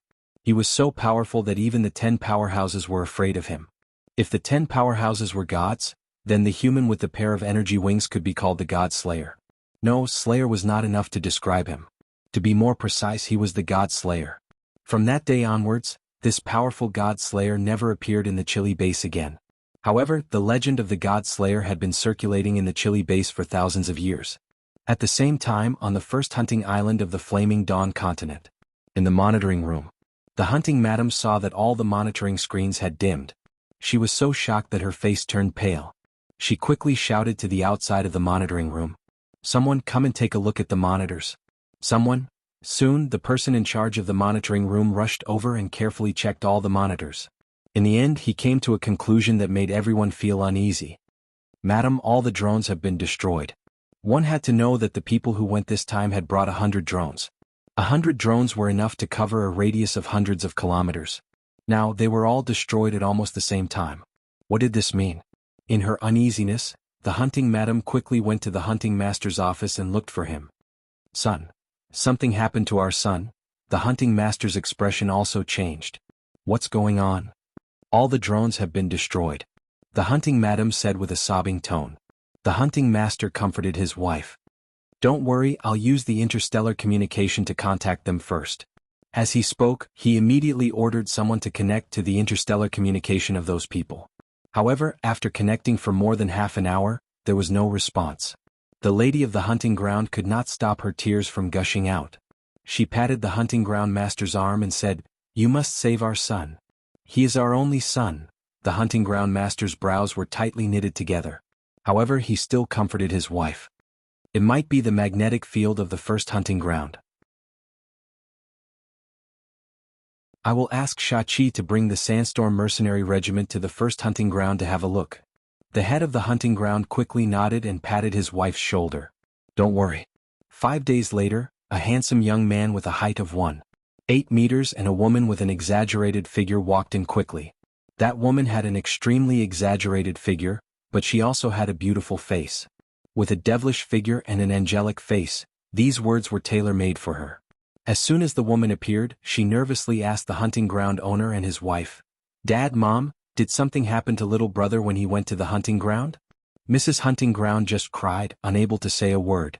The hunting ground master shook his head with a hint of worry between his brows. "I'm not sure yet. It has been more than 40 days since your brother went to the hunting ground, and there is still no news from him. I sent 10 people but there is still no news from him. And the 100 drones they brought also lost contact almost at the same time. That's why I asked Shachi to come over and bring some mercenaries to have a look. The handsome young man named Shachi heard this and his face suddenly became solemn.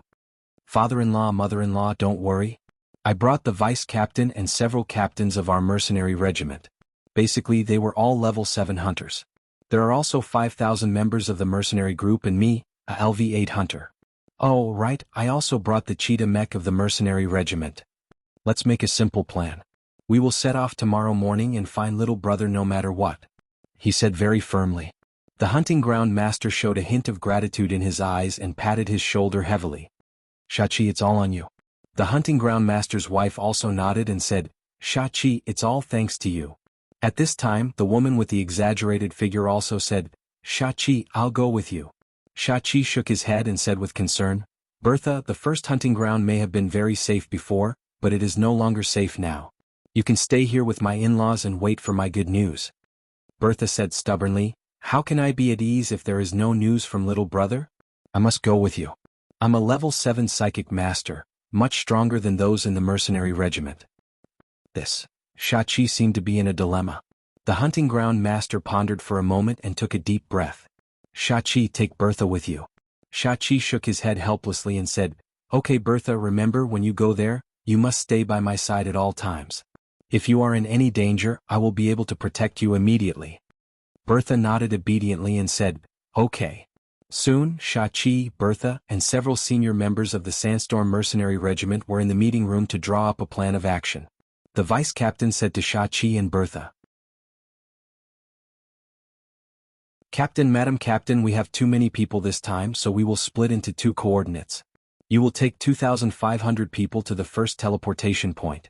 The captains and I will take 2,500 people to the second teleportation point. When we get there, we will see if we will meet up directly or split up to search. Shachi nodded and said, Okay, we will do as you say. Now let's split up and prepare. We will leave in half an hour. After the mercenary regiment left, Shachi came to Bertha and gently put his arm around her shoulder. Don't worry, little brother will be fine. Bertha nodded and said, Shachi, for our family, you put down so many important things and rushed over here. You even personally brought people to the first hunting ground. You're so nice. Shachi shook his head and said, We are already here. Isn't your little brother my little brother? How can I not care about my little brother's business? Bertha nodded and said after a moment of silence, Shachi, this time when little brother comes back, let's have a child. Shachi heard this and was slightly stunned. A moment later, his eyes were filled with excitement. Bertha, is this true? Bertha left a kiss on Shachi's face and said with a smile, Silly, when have I ever lied to you? Shachi immediately laughed like a child. That's great. That's great, Bertha, I love you. 10 days ago, Emosher returned to base C1 after wiping out the group of people. Under the grape trellis of the corpse farm, Emosher was lying on a deck chair, basking in the sun while thinking about something.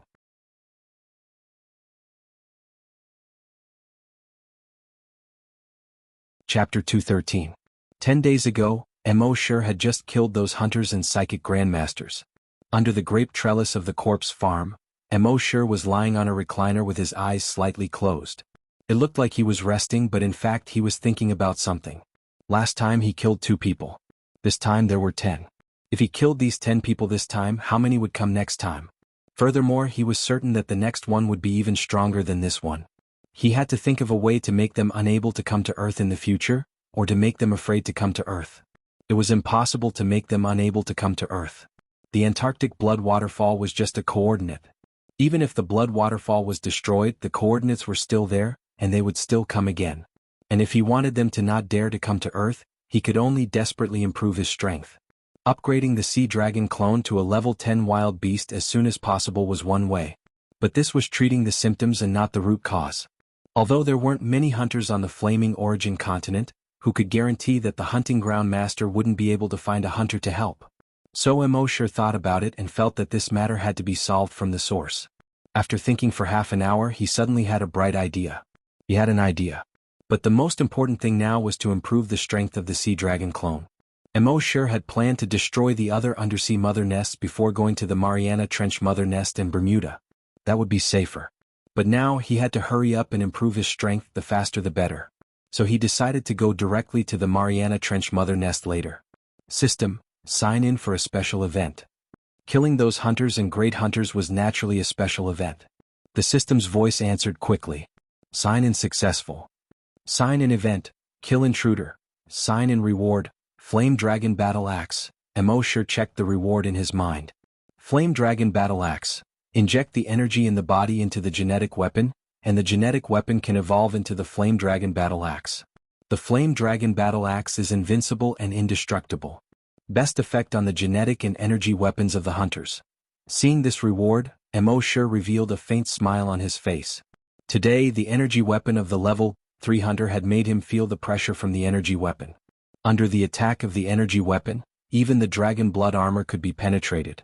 Previously, it was sometimes written as Blood Dragon Battle Armor. Correction here, it's Dragon Blood Battle Armor. Even his genetic martial arts had almost been pierced through. This power was ridiculous. Now that he had the Fire Dragon Battle Axe, he could defend against the opponent's energy weapon. Secondly, in terms of offense, they were much more domineering and invincible than before. After signing in, Emosure used the Blood Dragon's eye to look at Happy, who was busy. He saw that Happy's level was still at question mark. She didn't know when her talent would awaken. I'm Happy. Emosure shouted at Happy. Happy put down the work in his hands and walked over. She stared at Emosure with her big, expressive eyes. Emosure said, "It's getting hot. You should rest for a while. Don't be so busy." Happy's smile bloomed and it was extremely infectious. He gestured, "If I'm busy I'll feel useful. Otherwise, others will say that Brother Mo's woman is useless." Emosure smiled and shook his head. "Happy, you don't have to do anything. When the time comes, you'll realize that you're more useful than anyone else." Emosure still didn't know what Happy's talent was. However, just looking at the difficulty of unlocking it, after being in the virtual dragon palace for so long, 2/3 of the people in the base had already become zombie hunters or psychokinesis. However, her talent hadn't been unlocked yet. Even if one were to use their toes to think, they would know that this was definitely an incredible talent. Happy naturally didn't know this. She only felt that Brother Mo was comforting her. She was very happy about Brother Mo's concern. However, she didn't put down the work in her hands. Brother Mo was so good to her. How could she drag him down? When Emosure saw that Happy was busy, he stopped trying to persuade him. Instead, he closed his eyes and ordered a clone to go to the South Pole Blood Waterfall. At the same time, his consciousness had already entered the body of the Sea Dragon clone at the bottom of the sea. He controlled the Sea Dragon clone and headed towards the Mariana Trench in the Pacific Ocean. The current Sea Dragon clone had already become a level 5 desolate beast. It was unstoppable in the sea. Moreover, its speed had reached 50 meters per second. Even so, because the distance was too far, it took 2 days to reach the top of the Mariana Trench. The Mariana Trench was more than 2,500 kilometers long and more than 70 kilometers wide. The deepest part was 11,000 meters. It was the deepest place in the world's oceans. Before the apocalypse, this was one of the harshest places on Earth. It was completely dark, high pressure, and cold. Very few fish lived in this place. But now, Emosure used his dragon consciousness to explore the 70-kilometer wide trench, which was covered by huge sarcomas with a diameter of 100 meters. It looked like a layer of huge blood-red grapes had been spread here. Around the trench, thousands of thick Sanguisurincus completely covered the bottom of the sea. The thickest Sanguisurincus reached more than 20 meters. Most Sanguisurincus were close to the surface of the sea, but there were also Sanguisurincus that were like kelp, drifting with the undercurrents at the bottom of the sea. Once a mutant beast passed by, they would entangle it and drag it into the nest. Dozens of Sanguisurincus, after sensing the arrival of Emosure's Sea Dragon clone, immediately swayed excitedly and entangled the Sea Dragon clone. The long way that Emosure had been cultivating for months was activated. In the next moment, these Sanguisurincus instantly withered. They didn't even have a chance to retreat. The nest obviously also sensed the power of this mutant beast. All the Sanguisurincus stayed away from the Sea Dragon clone for a short period of time. At the same time, these Sanguisurincus were also secretly wary of the Sea Dragon clone. Emosure ignored these Sanguisurincus. Instead, he stared at the 100-meter-long sarcomas. This nest was different from the other ones at the bottom of the sea. The other sarcomas were only 50 meters in diameter at most. This nest's sarcomas, however, were an astonishing 100 meters in diameter. And the sarcomas of the other nests could be considered an entrance and exit. Infected creatures could enter and exit through the sarcomas. They entered the sarcomas, recovered their bodies in the blood pool, and strengthened themselves before leaving the nest to catch mutant beasts. But when Mosher just probed with his dragon will, he found that not a single mutant beast entered or exited through the sarcomas. All the level 10 super mutant beasts, after capturing the other mutant beasts, placed them near the nest. Then they would leave without stopping to continue catching mutant beasts. Mosher couldn't figure out why with his dragon will. But when he looked with the blood dragon's eye, he immediately understood. It turned out that there was a figure slowly swimming in every sarcomas here. And those figures were basically level 10 super mutant beasts. Every sarcomas here was actually an egg.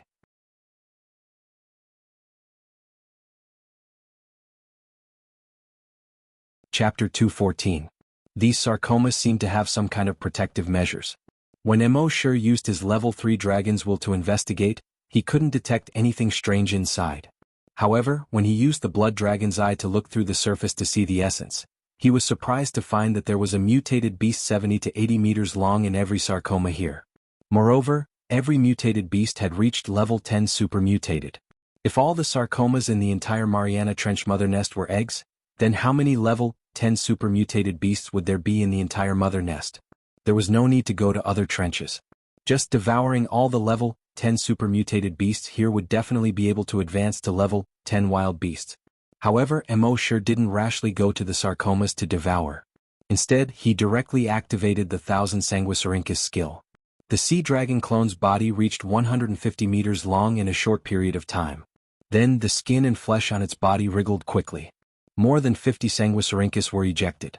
These 50 Sanguisurincus instantly shot out like lightning. They directly pierced through more than 50 sarcomas. They pierced into the bodies of the level 10 super mutated beasts in the sarcomas. Then, the Sanguisurincus turned into thousands of tiny Sanguisurincus in the bodies of the super mutated beasts and probed into all parts of the bodies of these super mutated beasts. They continuously sucked the blood of these level 10 super mutated beasts.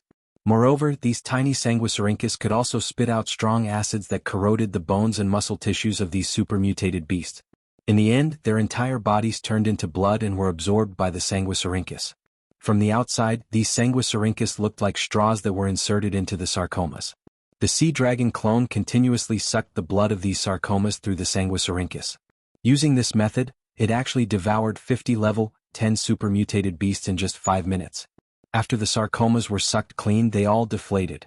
Another 50 Sanguisurincus popped out of the sea dragon clone's body and continued to suck the other 50 level 10 mutated beasts. Mosher was secretly delighted. Using this method to devour level 10 mutated beasts was much more efficient than before. In the past, it would take the sea dragon clone about half an hour to devour a level 10 super mutated beast. But now it had devoured 50 of them within 5 minutes. At this rate, it would probably take 3 to 5 months to devour all the sarcoma eggs in the Mariana Trench. Of course, while the sea dragon clone was devouring, Mosher was also constantly probing the surroundings with his dragon consciousness. This was especially true for the brood mother nest in the trench, which was filled with a thick smell of blood. He had a hunch that this mother nest wasn't simple. Although the sea dragon clone, a level 5 wild beast, could already crush any super mutated beast. However, no matter how strong they were still weak in the face of some natural disasters. Therefore, even now, Mosher was still very cautious in all his actions in these trenches. The devouring took 5 days. During these 5 days, Mosher couldn't remember how many level 10 super mutated beasts the sea dragon clone had devoured. He only knew that during these 10 days, the broodmother nest Sanguisurincus had floated over several times, trying to attack the sea dragon clone. In the end, it was easily repelled by Mosher's long way. At the same time, after devouring a large number of level 10 super mutated beasts, the sea dragon clone had finally reached the level of a level 9 wild beast. With its current strength, even if Mosher's main body were to face it head-on, it would be reduced to dregs in an instant. However, during these few days, Mosher had always felt a little uneasy. Perhaps it was his combat intuition that had been cultivated in long-term battles. He felt that this uneasiness came from the bottomless Mariana Trench below. The entire trench was filled with blood. Even if he probed with his dragon consciousness, he couldn't completely explore the bottom of the trench. He could only pray in his heart. He hoped that the sea dragon clone could rise to a level 10 wild beast as soon as possible, and then leave this damn place as soon as possible. After swallowing for another 10 minutes or so, Mo compared the surrounding terrain with the Mariana Trench that he had asked someone to check. This was already the deepest part of the Mariana Trench. It was 11,000 meters deep. That was 11 kilometers. The uneasiness in Mo's heart grew even more. At this moment, above the blood river in front of him, a mountain peak suddenly emerged. This mountain peak was in the shape of a pyramid. Just the part exposed above the blood river was more than 50 meters high. At the same time, a circular cave suddenly appeared in the center of the mountain peak. The circular cave was about 50 meters in diameter, and it was extremely round. Obviously, this couldn't have been a naturally formed cave. Under such an oceanic trench, the sudden appearance of such a mountain peak above the fishy bloody river still made one's hair stand on end. Mo was about to use his dragon consciousness to explore the cave when a huge suction force suddenly came from the circular cave. It sucked the entire sea dragon clone in that direction. Mo frowned, and the sea dragon clone's tail quickly swayed, trying to break free from this suction force. But this suction force was so strong that no matter how the sea dragon clone swayed its body, it couldn't break free. Mo simply controlled the sea dragon clone and directly turned its head. The sea dragon clone opened its huge mouth. Puff, a stream of viscous green liquid gushed out from it. As the huge cave kept sucking in the sea dragon clone, it directly sucked in the strong green acid. The next moment, puff! Even in the sea, Mo could see that the huge hole was constantly emitting green smoke. At the same time, a pungent stench spread out. The surrounding Sanguisurincus withered instantly when this pungent smell spread over. At the same time, the mountain peak kept shaking violently from side to side and shrank under the blood water. An extremely painful wail could be heard from the pool of blood. Roar, roar. However, it was obviously not over yet. Just over a minute later, in the blood river ahead, another 50-meter tall mountain peak emerged. And this mountain peak continued to rise. Soon, a second and third round cave appeared on the mountain peak. All the round caves had a diameter of more than 50 meters. Soon, the mountain peak, like a sea-stabilizing needle, emerged from the blood river high up. It could be seen that it was covered with huge round holes with a diameter of 50 meters.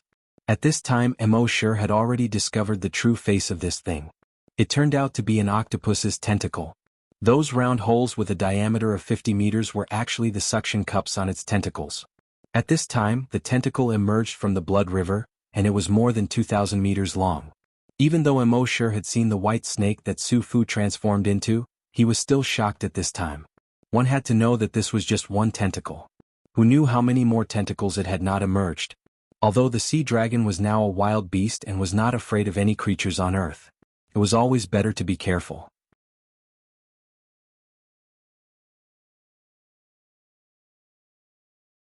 Chapter 215. That huge tentacle was 2,000 meters tall. Seeing this, Mo controlled the sea dragon clone to move up. It wasn't that he was afraid. With the current strength of the sea dragon clone, it was invincible on Earth. However, with his usual life, it was better to be careful before he figured out what was going on. However, just as he was controlling the sea dragon clone to move up, an undercurrent suddenly surged quickly in the dark bottom of the sea. Even though the sea dragon's body had now reached 190 meters. At this time, it was still involuntarily moved more than 500 meters to the side by this undercurrent. Looking back, he saw more than 50 tentacles stretching out from the bottom of the blood river. Each tentacle was more than 2,000 meters long. They were like more than 50 thick pythons swimming toward the sea dragon clone. Mo thought to himself, what AF * king big octopus. Then he controlled the sea dragon clone and directly released the pressure of a level 9 wild beast. The 50 or so tentacles that were attacking the sea dragon clone suddenly froze. Then, as if they had been electrocuted, they began to tremble. Then they quickly shrank down into the blood river. This was the natural pressure of a wild beast on a supermutated beast. Then the sea dragon clone opened its cave-like mouth and roared, roar, roar. At the bottom of the blood river, dozens of 2,000-meter-long tentacles stretched out again. But this time it didn't attack the sea dragon clone. Instead, it raised the dozens of tentacles like a human surrendering. At the same time, its body also revealed the blood river. Just as Mo had guessed, this was a super-mutated octopus. It had lived at the bottom of the sea for who knew how many years. It happened to encounter the mutation of the virus X and grew into its current form. If it weren't for the invisible restrictions on Earth, it would have been a wild beast by now. Emosure didn't hold back. He controlled the sea dragon clone and flicked out more than 10 sanguisurincus. The sanguisurincus pierced into the body of the giant octopus and began to suck. Although the super-mutated octopus was extremely frightened, it didn't even dare to struggle under the natural pressure of a wild beast. It took about half an hour to devour the super-mutated octopus. Then he signed in his mind. System, check in for a special event. Sign in successful. Sign in event, killed level 10 super-mutated octopus. Sign in reward, thousands of tentacles. Emosure checked the skill description of the tentacles in his mind. His heart skipped a beat. Then he controlled the sea dragon clone's skin and flesh to squirm. A tentacle slowly grew out of it. Although this tentacle was not as big as the super mutant octopus's tentacle, it could be lengthened or shortened at will. At this moment, under Emosure's control, it continued to extend until it finally reached a length of 5,000 meters. A mosasaurus that was more than 100 meters long had tentacles that were 5,000 meters long. This made Emosure feel incredulous. Furthermore, these 5,000-meter-long tentacles had a suction cup every 100 meters. Emosure controlled the tentacle and placed it on the sarcomas in front of him. It just so happened that each of the suction cups was sucking on a sarcoma. Then Emosure's mind moved. From all the suction cups, sanguisurincus poked out and pierced into the sarcoma. It began to suck. In this way, a single tentacle could absorb 50 sarcomas at the same time. Then, another 49 tentacles stretched out from the sea dragon clone's body. The absorption efficiency instantly reached 50 times that of before. Before this, Emosure was still thinking about how big the entire Mariana Trench mother nest was. There were so many sarcomas inside. If he really wanted to absorb all of them, it would probably take 3 to 5 months. Now this skill came at the right time. With one skill, the efficiency increased to 50 times. According to this, it would probably be finished in 3 to 5 days. The truth was just as Emosure expected. In this way, it only took 4 days for the entire Mariana Trench to be completely devoured. In the entire Mariana Trench, all the sarcomas were completely devoured by the sea dragon clone. The pool of blood in the broodmother's nest had already begun to fade. The thick sanguisurincus around the mother nest had all withered. It was also at this moment that a tearing pain suddenly came from within the sea dragon clone's body. Emosure felt this trace of pain and immediately switched his consciousness back to his main body. He waited for 10 minutes before coming back. He checked the attributes. Species, Sea Dragon. Level 10 Dire Beast. Ability, Evolution by Devouring Dragon Psychic Attack. Immunity to Sonic Attacks. Myriad Sanguisurincus, Myriad Tentacles. Sure enough, it had advanced to level 10. At this point, Emosure could be considered to have completed a small goal. If the Flaming Land sent more hunters or psychic masters, Emosure wouldn't have to do anything at all. The sea dragon clone would be able to crush them directly. And the next goal was to improve his strength.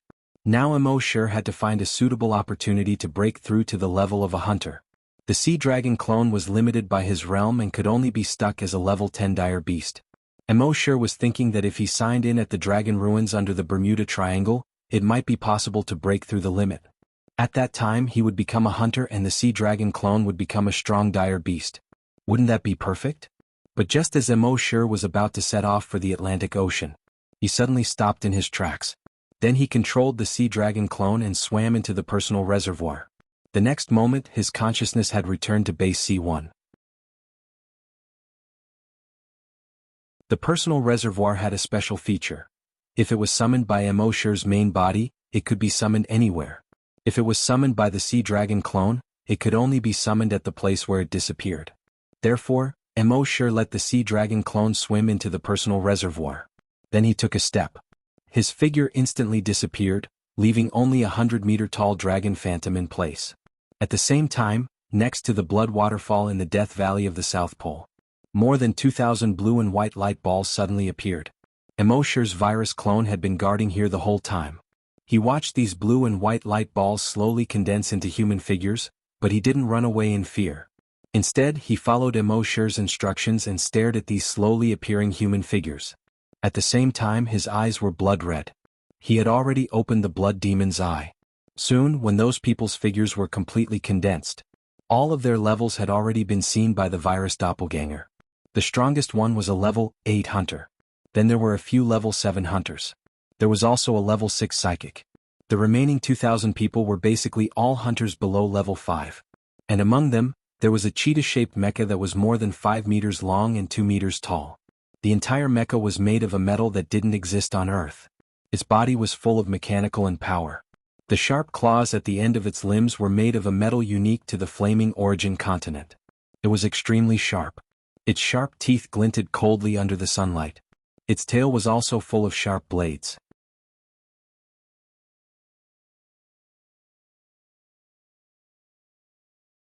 Chapter 216. The cheetah mecha cover was filled with a sense of machinery and power. Disregarding everything else, just the steel body alone was made for battle. Mechas were extremely expensive on the Flaming Dawn continent. The Sandstorm mercenary group had more than 30,000 people, but they only had one mecha. And now he was looking for his brother-in-law, so Shachi brought this mecha over. It was obvious how much he valued his wife. As soon as these people appeared, they naturally saw Emoshir's virus clone. Bertha, who had an exaggerated figure, saw Emoshir's virus clone and her eyes immediately turned cold.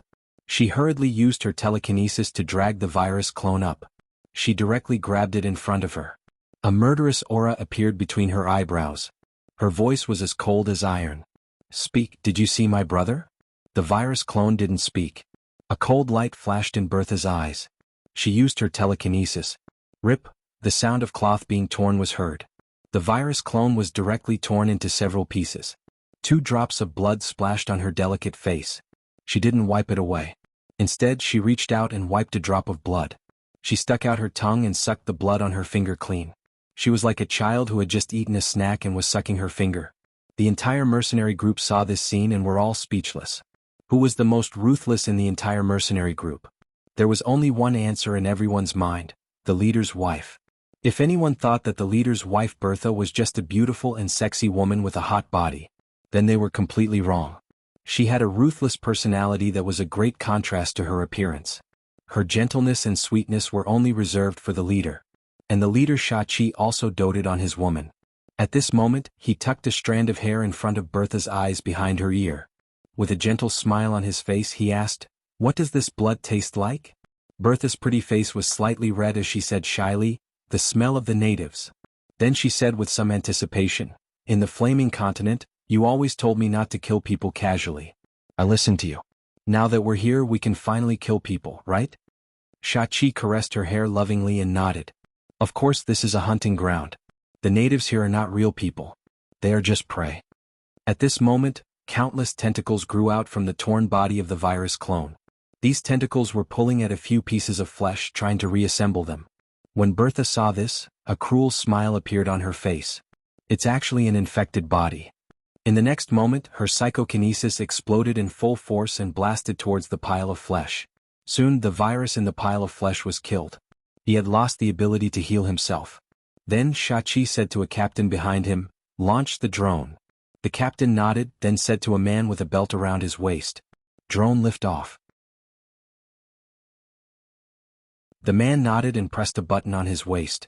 The next moment, a light blue virtual interface popped out from his belt and a light blue virtual keyboard with the same light blue virtual keyboard popped out.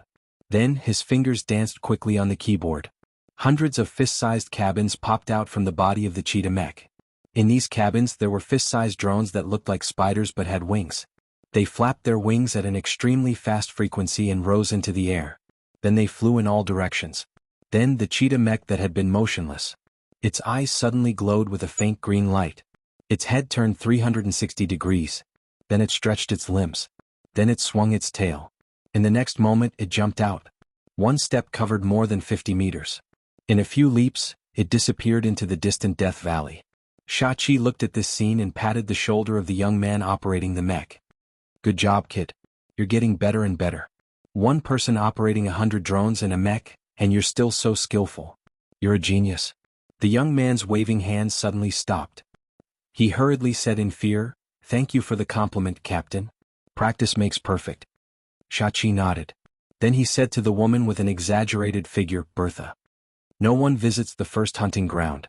Father-in-law's mind is not on the hunting ground and no one takes care of it. It has been developed freely for decades without even a map. We can only rely on these drones to find underlings." Bertha nodded obediently. "Okay, I'll listen to you." Half an hour later. At the edge of Antarctica, Emosher's figure stopped. He faced the south. There was a hint of seriousness in his eyes. Just now, he had already known the strength of these people through the detection of the virus clone. The strongest was a level 8 hunter and several level 7 hunters. There was also a level 6 psychic master.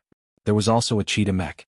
He had already known how terrifying mechs were on the flaming land through the memories of the people he had killed before. The mech had an energy shield that could resist almost any physical, psychic, and energy attack. And the mech could shoot out energy rays. The power of this energy ray was exactly the same as the rays fired by the energy weapons of the hunters. And even if the hunters reached level 10, they could only use the energy weapon 10 times. And as long as the mech's battery was still charged, it could keep using the energy weapon. It was no exaggeration to say that having a mech was equivalent to having a great hunter. Of course, the mech also had its fatal weakness. That was the person who controlled it. As long as the controller was killed, the mech would lose control. So Emosher's dragons will scan more than 100 kilometers away. After the cheetah mech jumped over, he did not pay attention to it. At this moment, in the sky, a fist-sized drone was flying over his head. This beast-shaped drone was more advanced than the ball-shaped drone last time. The beast-shaped drone could not only be used for searching but also for fighting. Its 8 legs were extremely sharp and could easily pierce through a human's skull. At the same time, its compound eyes could also shoot lasers. Although this laser was not as lethal as energy weapons, it could easily kill a level 1 hunter. At the same time, Emosher also knew that the surface of this drone could also generate an energy shield. It could resist any form of psychic energy and physical attacks. Even a small drone was so powerful. One could imagine how strong the flaming land was. Emosher held his breath and focused. His clothes and skin had completely turned into the same color as the snow on the ground. At the same time, he buried himself deep in the snow to avoid the drone's search and thermal imaging.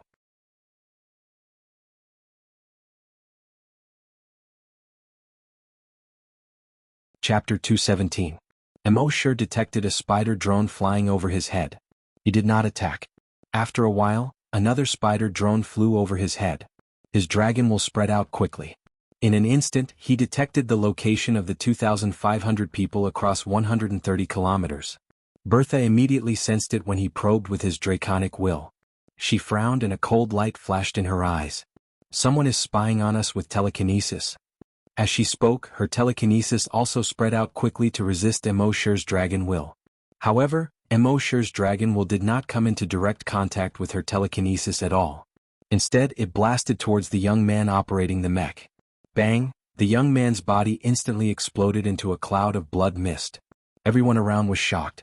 The captain beside him quickly shouted, "Little Jin, take over his mech." Since the mech was so important, it was naturally impossible for it to have only one operator. There were 2 substitutes beside him. If one died, the other 2 could replace him at any time. At the same time, Bertha, who had a ridiculously good figure, quickly spread out her telekinesis. She wanted to compete with Emosher's telekinesis. However, when she probed, her psychokinesis hit nothing but air.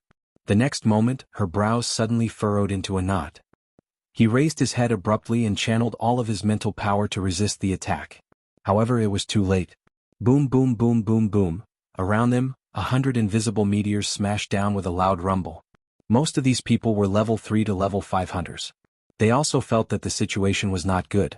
As they activated their genetic weapons, they all jumped in all directions to dodge.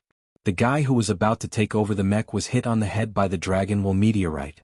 He was instantly smashed into meat paste. Boom, boom, boom, boom, boom. Explosions kept coming from all directions. Huge craters kept appearing. Terrifying shockwaves continued to spread out. Even though Bertha had blocked most of the Dragon Will meteorites, there were still more than 20 meteorites that came crashing down. Almost all of these 2,500 people were sent flying by the huge impact. In this wave of attack, more than 10 telekinesis grandmasters were directly torn to shreds by the huge shockwave. As for the remaining 5 psychic grandmasters, including Bertha, they all had powerful life-saving trump cards. The instant the shockwave hit, a layer of armor covered the surface of these telekinesis grandmasters' bodies. Only then would he not be torn apart. Of course, there were those who were too lucky and were directly smashed in the head by the Dragon Will meteorite. Even if they had armor, they were already dead. As for those level 1 hunters, more than 100 of them died on the spot. The rest of the scavengers below level 3 were either seriously or lightly injured. Hunters above level 3 had extremely fast reflexes, and their bodies were extremely strong. Therefore, the shockwave did not tear their bodies apart. What was even more terrifying was that a dragon wool meteorite had already smashed into a level 7 hunter's head. However, the hunter did not suffer any other injuries except that his body was smashed into the ground and his head was dripping with blood. He could even move and fight normally. Emosure was secretly shocked when he saw all this. The physical strength of the scavengers was too abnormal. At this moment, the mercenaries from the flaming beginning continent were even more shocked than Emosure. In their opinion, the first hunting ground was simply a barren land. Moreover, due to the rules of the hunting ground, it was impossible for a level 10 great hunter to appear. It was even more impossible for a telekinesis grandmaster to appear. However, the attack just now was clearly the work of a telekinesis grandmaster. It was very likely that the attacker was a level 6 telekinesis grandmaster. How was this possible? The leader, Shachi, was even more shocked and furious. Initially, he had thought that with so many hunters, they would be able to dominate the lousy first hunting ground and sweep through everything in their path. However, he did not expect that they would be ambushed as soon as they arrived. They had lost more than 100 hunters and more than a dozen telekinesis grandmasters. This loss was simply too great. Damn it! Sandstorm Mercenary Group, listen to my orders. Raise this barren land to the ground. He roared in exasperation. It was as if an adult had been slapped by a child in front of everyone. Everyone in the mercenary group was also furious. This barren land, a low-level hunting ground, had caused the Sandstorm Mercenary Group to suffer such a great loss. This was outrageous. The leader shouted to the third substitute mecha operator, "Little Hai, operate the mecha." Little Hai's heart suddenly tightened. He wanted to say that he had only been learning from his master for a month. However, when he saw the leader's murderous eyes and the leader's wife's eyes, he trembled. His heart suddenly trembled. He hurriedly replied, "Yes." As he spoke, he untied the belt from his master's waist and wrapped it around his waist. He turned on the virtual keyboard and virtual screen. Then, he tapped a few times on the keyboard and silently opened a document. When the leader saw the title of the document, he almost spat out blood. The title of the document was, Cheetah G35-1 Mecha Manual. When the surrounding people saw this, they almost spat out a mouthful of blood. Bertha's heart was already burning with anger.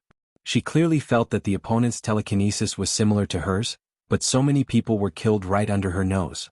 This made her very unhappy. At this time, she saw Little Hai silently open the manual. He was even more furious than before. She moved her telekinesis.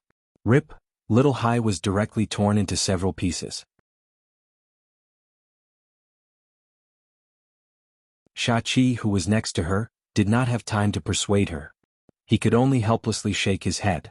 At this time, Bertha's telekinesis spread to a radius of 60 kilometers. As a level 6 telekinesis master, her telekinesis could spread to a maximum radius of 60 kilometers, to explore everything around her. She wanted to find the guy who had just used his telekinesis. However, no matter how she searched, even if she searched every stone and every piece of snow in the area, she could not find the person who carried out the attack. At this time, Emosure jumped out of the snow pit where he was hiding. He dusted off the snow and ice on his body and glanced at the blue sky. Those drones had lost control and had already flown away aimlessly. The cheetah mecha had also lost control and was wandering aimlessly on the ice field. Emosure smiled faintly and took a step forward. He instantly disappeared on the spot. Only the next giant dragon shadow was left behind. Not long after, Emosure appeared in the sight of those people from the flaming beginning continent. Their faces all turned cold. Bertha immediately wanted to use her telekinesis to tear Emosure into pieces. However, Shachi next to her stopped her and said, "Maybe this person knows the whereabouts of our little brother. It's not too late to kill him after interrogating him." Only then did Bertha dismiss the idea of directly tearing Emosure into pieces. At the same time, Shachi stared at Emosure with a solemn expression and said to the others, "Everyone get ready to fight at any time. This person is not simple."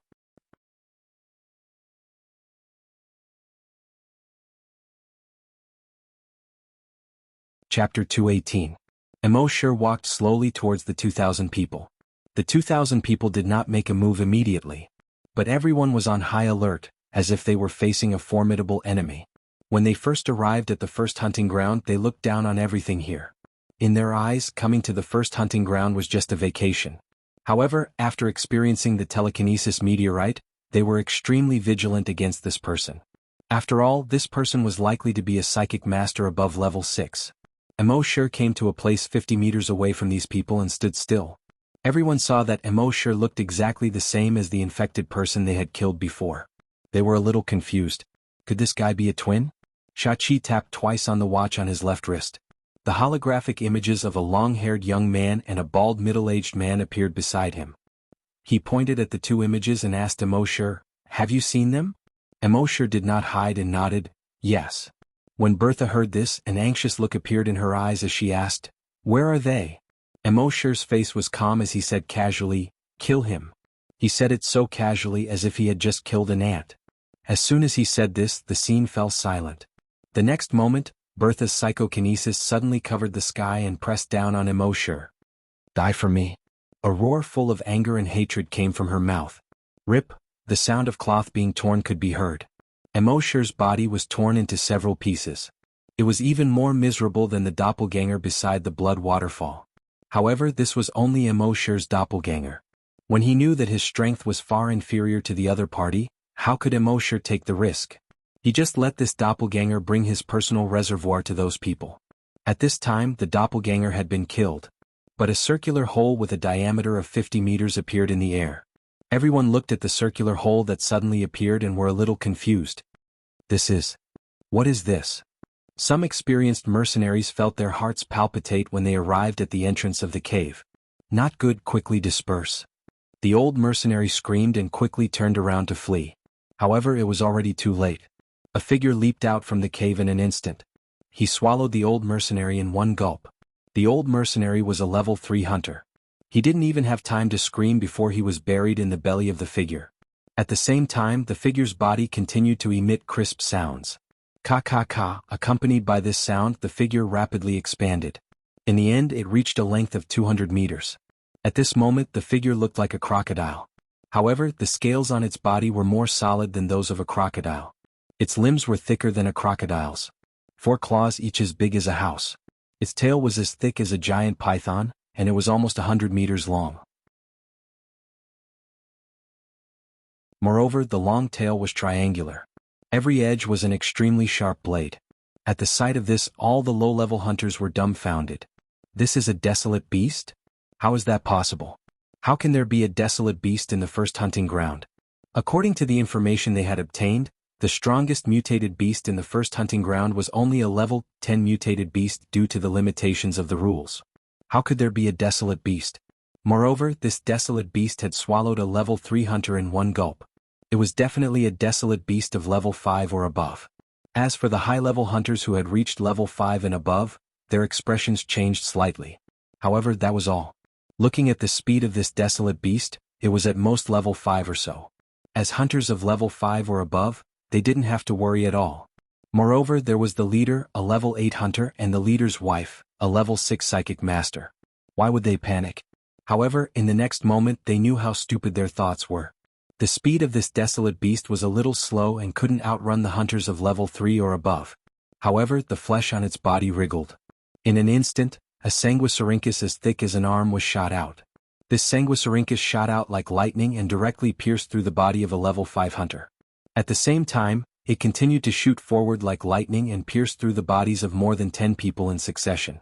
In the next moment, this sanguisurincus exploded into hundreds of tiny sanguisurincus in these people's bodies. They pierced out of these people's bodies. It looked like hundreds of blood-red toothpicks had pierced into a ball of yarn. This time, everyone's expressions changed drastically, including those level 7 hunters and Shachi, who was a level 8 hunter. This desolate beast could actually kill a level 5 hunter in an instant. Its strength was at least level 6 or even higher. Just as they were shocked, 50 sanguisurincus shot out from the surface of the sea dragon clone's body in all directions. Puff, puff, puff, puff. Hundreds of people were instantly pierced by these 50 sanguisurincus. Then, they were pierced into hedgehogs by the tiny sanguisurincus that burst out from the sanguisurincus. Then, these sanguisurincus were retracted and a second wave of sanguisurincus was quickly released. 2 waves in a row had taken the lives of more than 300 scavenger hunters. Among them, there was no lack of level 5 hunters. Emosher's consciousness controlled the sea dragon clone to continuously shoot out Sanguisurincus, harvesting the lives of those people. Although the sea dragon clone's speed was not as fast as those hunters, the speed of the Sanguisurincus shot out far exceeded that of those humans. Moreover, these Sanguisurincus seemed to have no limit to the distance. Even if some people had already escaped 2 kilometers away, their bodies were still pierced through. None of the hunters could withstand this Sanguisurincus attack. Even those who had life-saving trump cards instantly condensed armor on the surface of their bodies and used genetic martial arts to resist. In front of this Sanguisurincus, at most they would be delayed by a few seconds. In the end, they would still be pierced through. Even Emosher did not expect these Sanguisurincus to be so terrifying. Seeing this, the captain's expression was extremely solemn. Was the Sandstorm mercenary group that he had painstakingly built going to be destroyed just like this? He was shocked and angry. He shouted to Bertha next to him, "Try to suppress it with telekinesis." Bertha next to him was shocked. "I'm already trying, but this wild beast seems to be able to use telekinesis, and its telekinesis is on par with mine. My telekinesis can't affect it at all." As soon as these words were spoken, everyone was even more shocked in their hearts.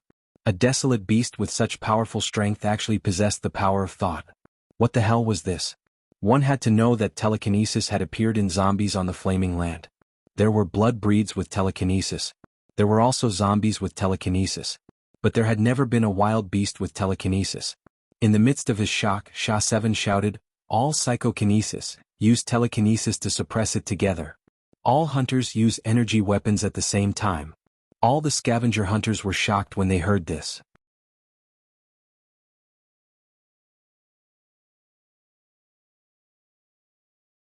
Chapter 219. All hunters attack together with your energy weapons. Shachi the captain commanded. All the hunters felt a chill in their hearts when they heard this. After using their energy weapons, the energy in their bodies would be depleted. If their energy weapons couldn't kill this wild beast, then they could only wait for death. It seemed that the captain was going to risk his life. But there was no other way at this time. They couldn't escape anyway. This wild beast seemed to have the intelligence of a human.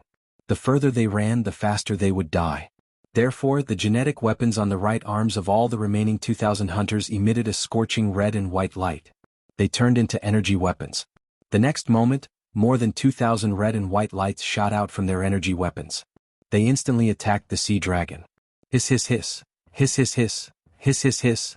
Their energy weapons instantly pierced through the defense of the sea dragon clone. Thousands of holes were shot out of the sea dragon clone's body. However, compared to the huge body of the sea dragon clone, these holes caused by energy were not worth mentioning. For the sea dragon, which was more than 200 meters long, it was equivalent to more than 2,000 needles stabbing its body at the same time. Of course, these 2,000 needles were only a little too deep. The sea dragon clone's attack did not stop at all. Every time the Sanguisurincus attacked, it could kill more than 100 people. But at this moment, a ray directly hit the sea dragon's left eye. The sea dragon immediately roared in pain. Roar! Amidst the roar, it suddenly opened its mouth. A stream of green liquid suddenly spurted out. The green liquid fell on the body of an armored scavenger. The armor on the hunter's body was corroded in a very short time like rusty iron pieces and slid off one after another. Then, the flesh on his body kept making sizzling sounds as it was quickly corroded. "Ah, help me!" The hunter let out an extremely miserable cry. Just hearing it made one's scalp tingle and their hearts turn cold. The strong acid that the sea dragon clone spat out was much more corrosive than the strong acid of the bloodlust zombie slayer. The hunter's flesh and blood were like melted chocolate, falling down quickly. Eerie white bones were exposed. Then even the bones were completely melted. Even the ground beneath his feet was corroded, forming a huge bowl-shaped pit with a diameter of more than 10 meters. Moreover, the sea dragon's spray covered a wide area. When it opened its huge mouth, everything within a radius of several hundred meters was covered. Hundreds of hunters within hundreds of meters suddenly screamed and turned into a pool of blood. Even a level 7 hunter had no power to resist. The sea dragon spat out several mouthfuls in a row. More than 500 hunters and psyche masters were turned into a pool of blood in the strong acid. This scene caused everyone to be incomparably terrified. As mercenaries, they had seen many dead people in their lives. However, this was the first time they had seen so many people being corroded to death by strong acid. This was the first time they had seen so many people die at once. And what worried them the most was that they all knew that desolate beasts had the ability to breathe out energy. This was the most powerful killing move of a desolate beast. Up until now, this desolate beast had yet to use its energy breath. It was like a sword hanging over their heads that could fall at any time. Naturally, Mo couldn't casually use the energy breath. Although the energy breath was strong, it was the same as the energy weapons of the hunters. Every time it was used, it would be used less. Even the sea dragon clone, a level 10 desolate beast, could only use it 10 times. At this moment, another energy ray directly penetrated the heart of the sea dragon clone. However, this didn't kill the sea dragon clone. Hundreds of tentacles grew out of its heart and sewed it up like needles and threads. And it was more seamless than a needle and thread. However, Mo could clearly feel that this time, the tentacles in the sea dragon clone's body sewed up the wound much slower than before. This was because the dozens of psyche masters on the other side were using their psyche power to kill the virus and cells in the sea dragon clone's body at the molecular level. The sea dragon clone's level 3 dragon will was originally equivalent to the psyche power of a level 6 psyche master. However, there were dozens of psyche masters on the other side helping. The sea dragon clone's dragon will was a little strenuous. At this moment, the head of the sea dragon clone was pierced by 2 more rays. The tentacles formed by the virus in its body were even more powerless when they were sewn up. Seeing this, Mo immediately controlled the sea dragon clone. It opened its mouth abruptly. A blood-red energy pillar was suddenly spat out from its mouth. This energy pillar was more than 100 times thicker than the rays emitted by the hunters. It was more than 2 meters thick in diameter. Furthermore, the energy pillar swept across the area. The energy pillar of the sea dragon clone was unlike the energy rays of the hunters, which could only last for a few seconds at a time. This energy pillar actually lasted for dozens of seconds. It swept left and right, up and down vertically and in a circle. The area covered was extremely large and the range was extremely wide. It made it impossible for the hunters to hide. All the hunters who were swept by the energy pillar were almost instantly turned into flying ashes. With just this sweep, more than 500 hunters were killed. After another round of shooting, more than half of the remaining hunters were killed. Now, less than 100 of the 2,500 people were left. Of those great psyche masters, only 2 were left. One was Bertha, a level 6 psyche master, and the other was a level 3 psyche master. It wasn't until now that all the mercenaries realized that they were finished. This dire beast wasn't like the level 5 or level 6 dire beast they had thought before. Even the leader of the level 8 hunters was helpless in front of this dire beast. Then it was at least a level 9 dire beast, or even a level 10 dire beast. In the face of such an existence, no one could deal with it unless the cheetah mech came over. But the 3 people who controlled the cheetah mech were already dead. If that was the case, the rest of them would only die without a doubt. Mo was also quite shocked at this time. He knew that the energy attack of the sea dragon clone was powerful, but he didn't expect it to be so powerful. The so-called trump cards and magic treasures of these hunters and psychic masters were completely useless in the face of the energy breath of the sea dragon's clone. If he had known that the energy attack of the sea dragon clone was so powerful, he would have used a big move as soon as he came up. Why bother with Sanguisurincus, strong acid and the like? Next, he planned to use another energy breath to kill the rest of the people. But at this moment, Long Shachi suddenly raised his hands and shouted, "Let's go! I surrender, all of us surrender." This time, the remaining 100 or so mercenaries were stunned. Bertha was also stunned. In all of their impressions, Shachi had always been a person who would rather die than submit, a person who would rather break than bend. Even if everyone else surrendered, he would never surrender. Why did he take the initiative to surrender before the others?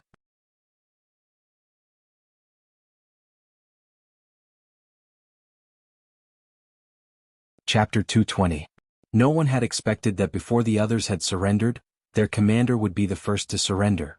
And no one expected their leader to surrender to a desolate beast. Desolate beasts basically had no intelligence. Did it know how to surrender to it?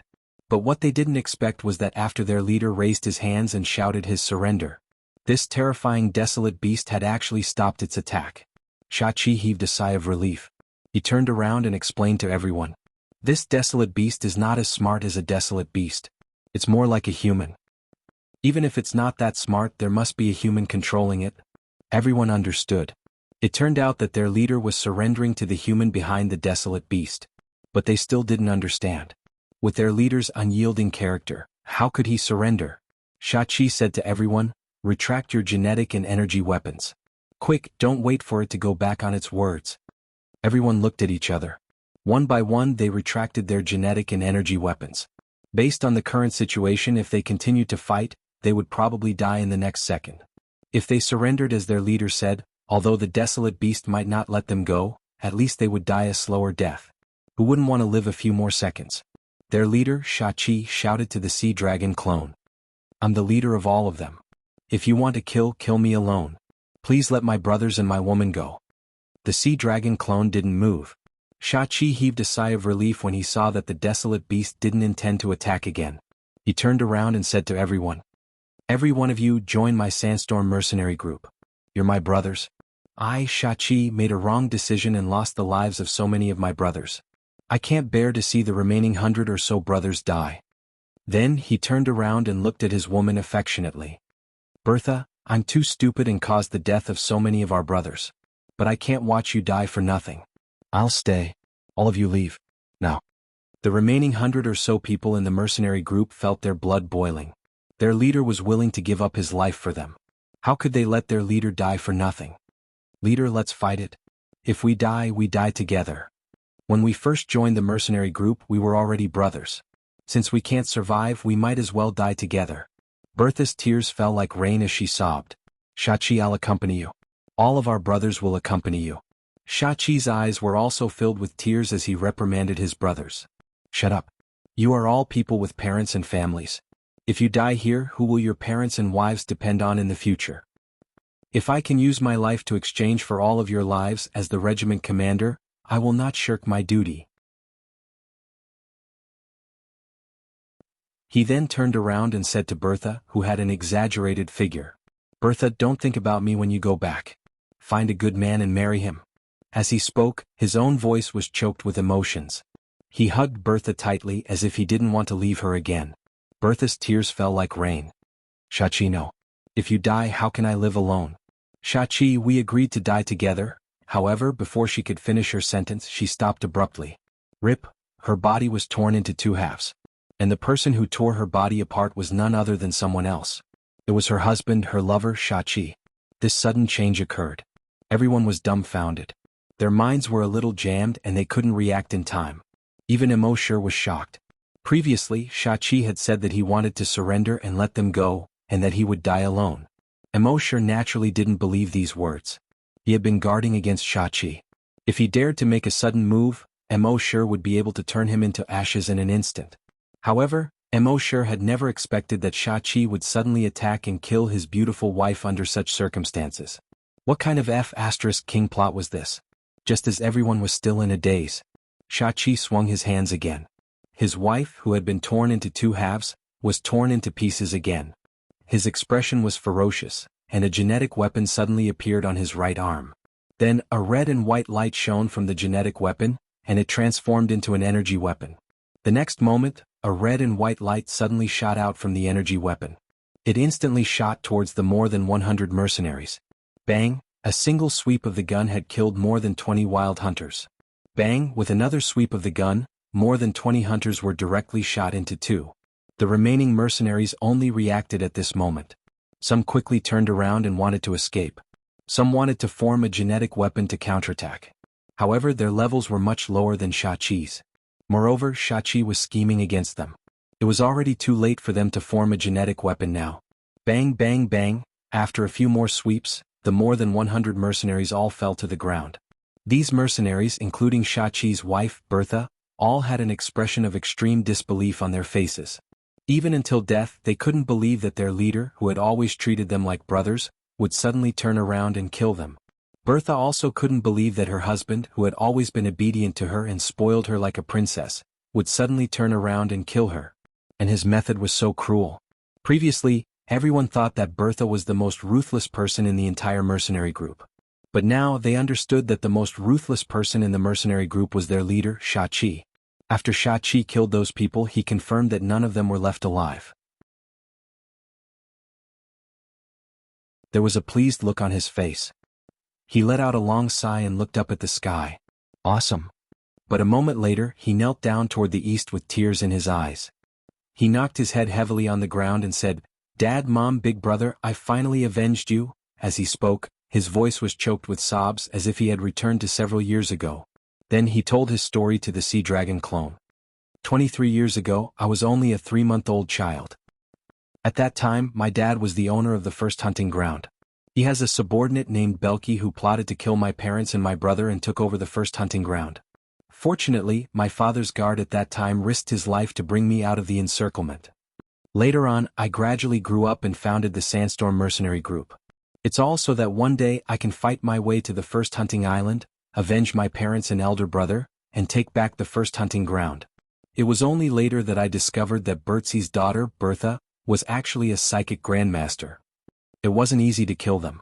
So I could only take the opportunity to get close to Bertha and finally married her. I planned to find an opportunity to kill their entire family for revenge. But if I did it casually, it was likely that someone would find out. This time, coming to the first hunting ground gave me the opportunity to kill Bertha first. Once Bertha is dead, I will have a greater chance to kill Bertzi and his wife when I go back. At this point, Shachi wiped his eyes and said to the sea dragon clone, "Sir, please give me a chance to take revenge. After I've taken my revenge, I'll come back and be at your disposal."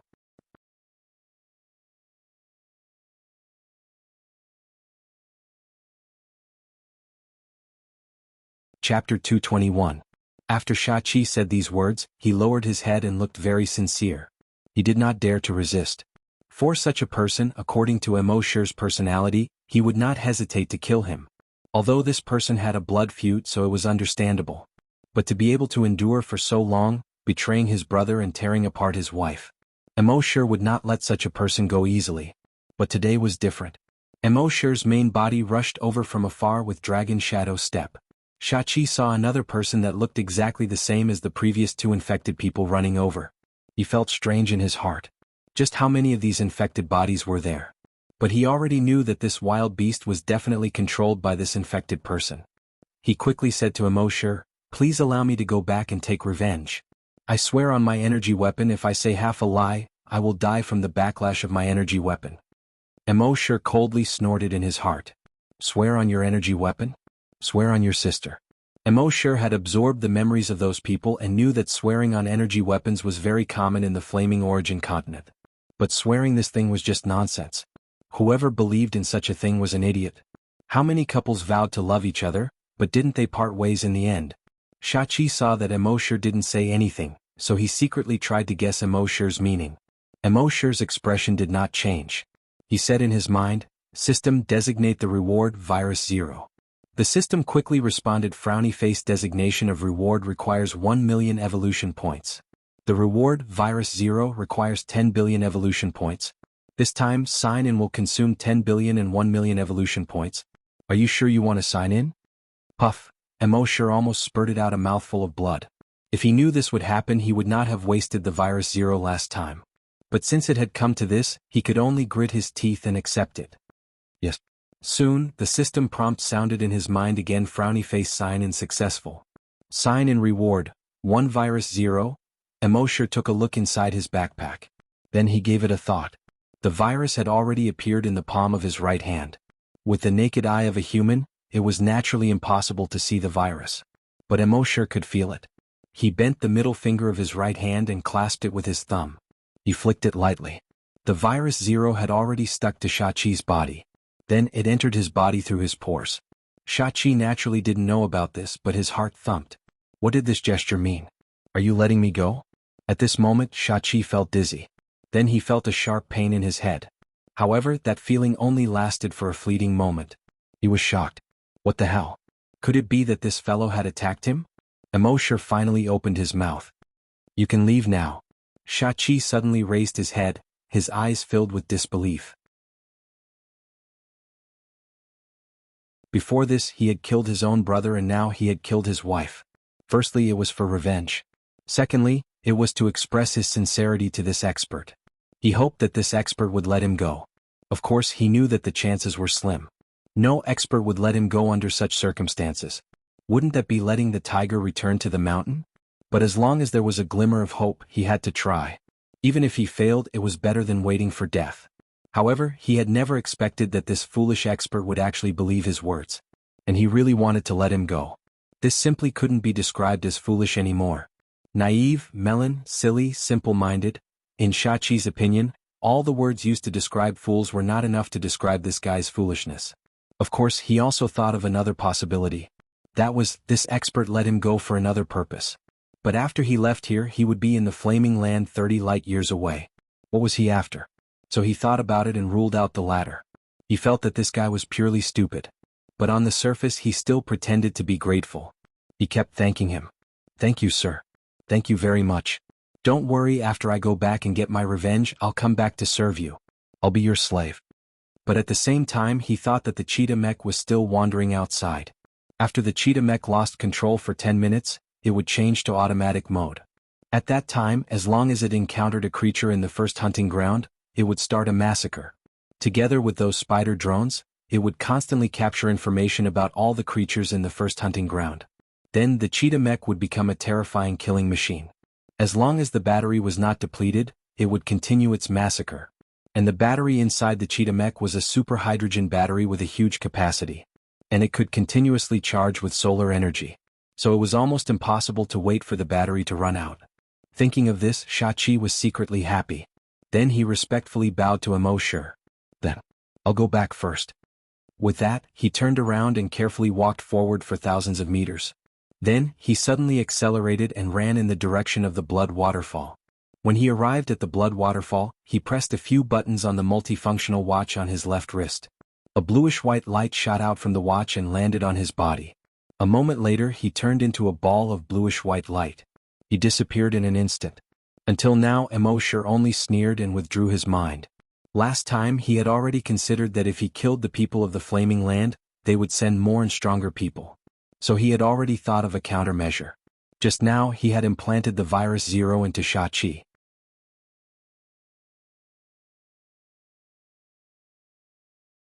Although the distance of 30 light years was too far, he was afraid that he could not use the dragon's will to contact the virus and activate it.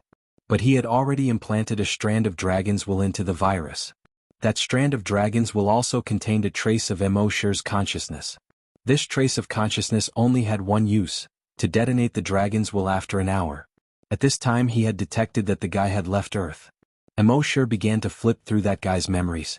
Yes, just now, Emosure used memory plunder on Shachi.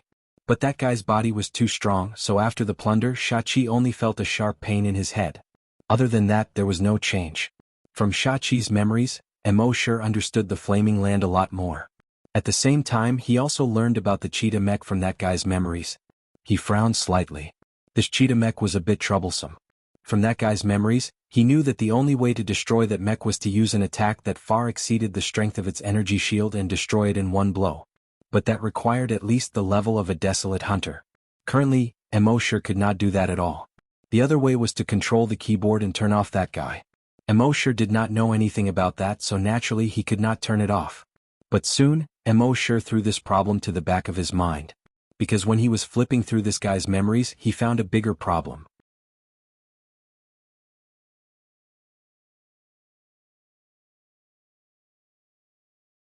Chapter 222.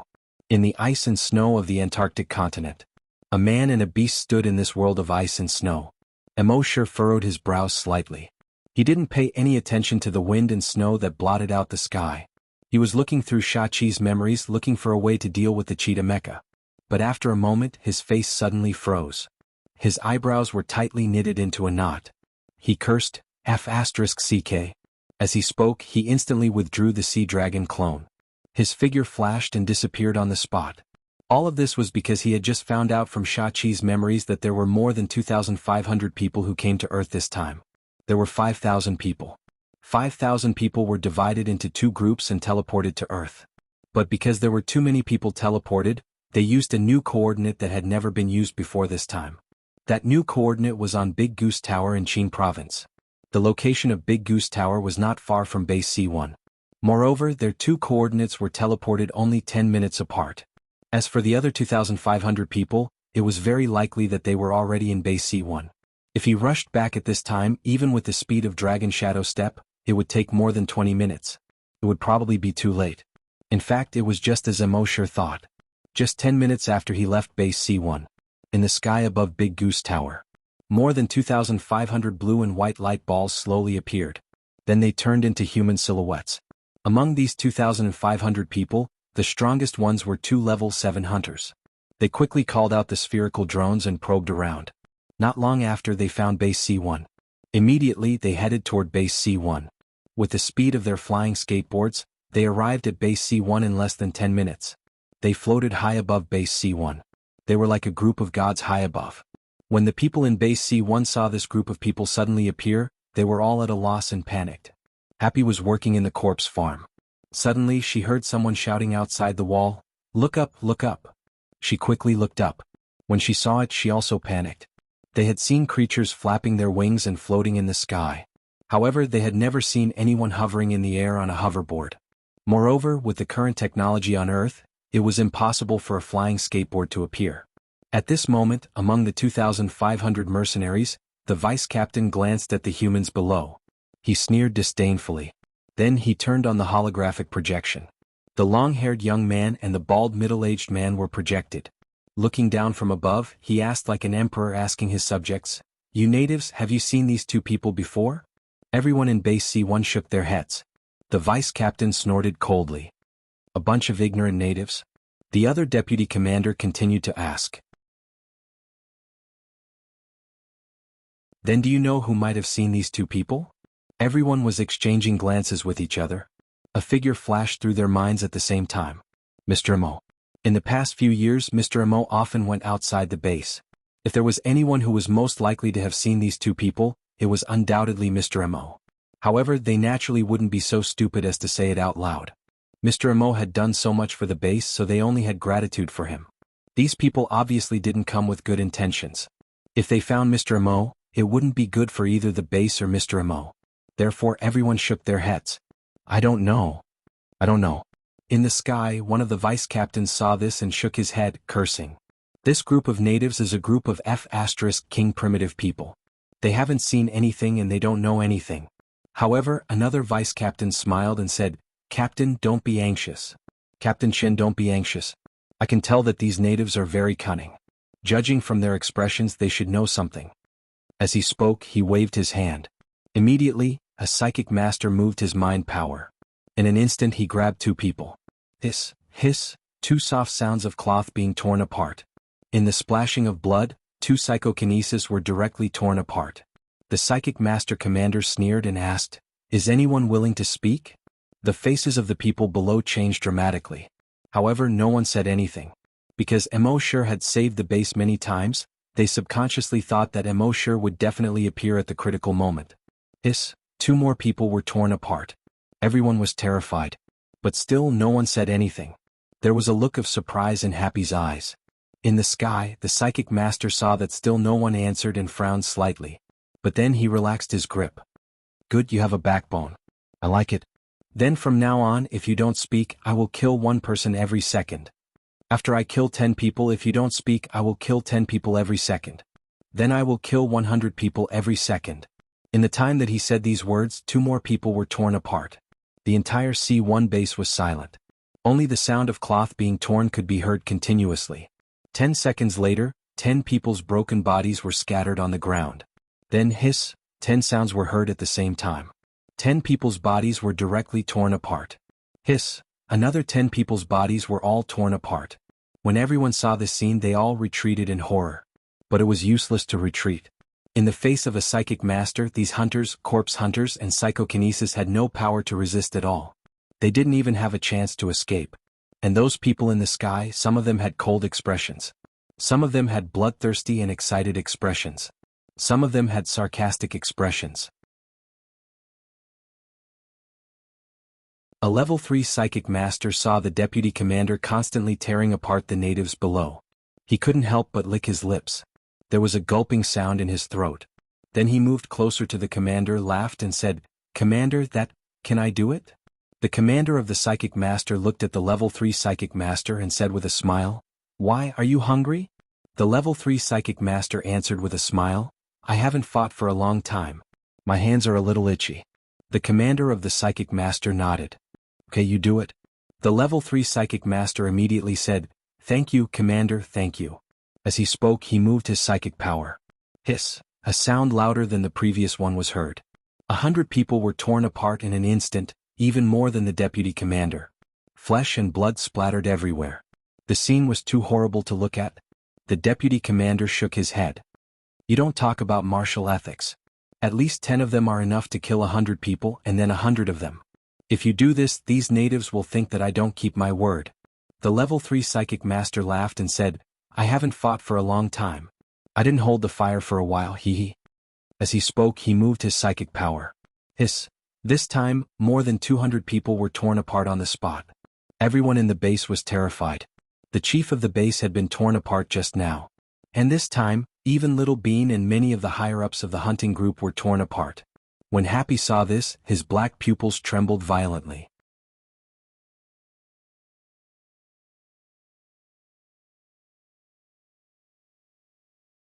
Chapter 223. The people in the sky were so cruel that everyone in the base was afraid and angry. Those who dared to stand up and resist were torn apart by them immediately. At first, Happy was terrified and a little angry.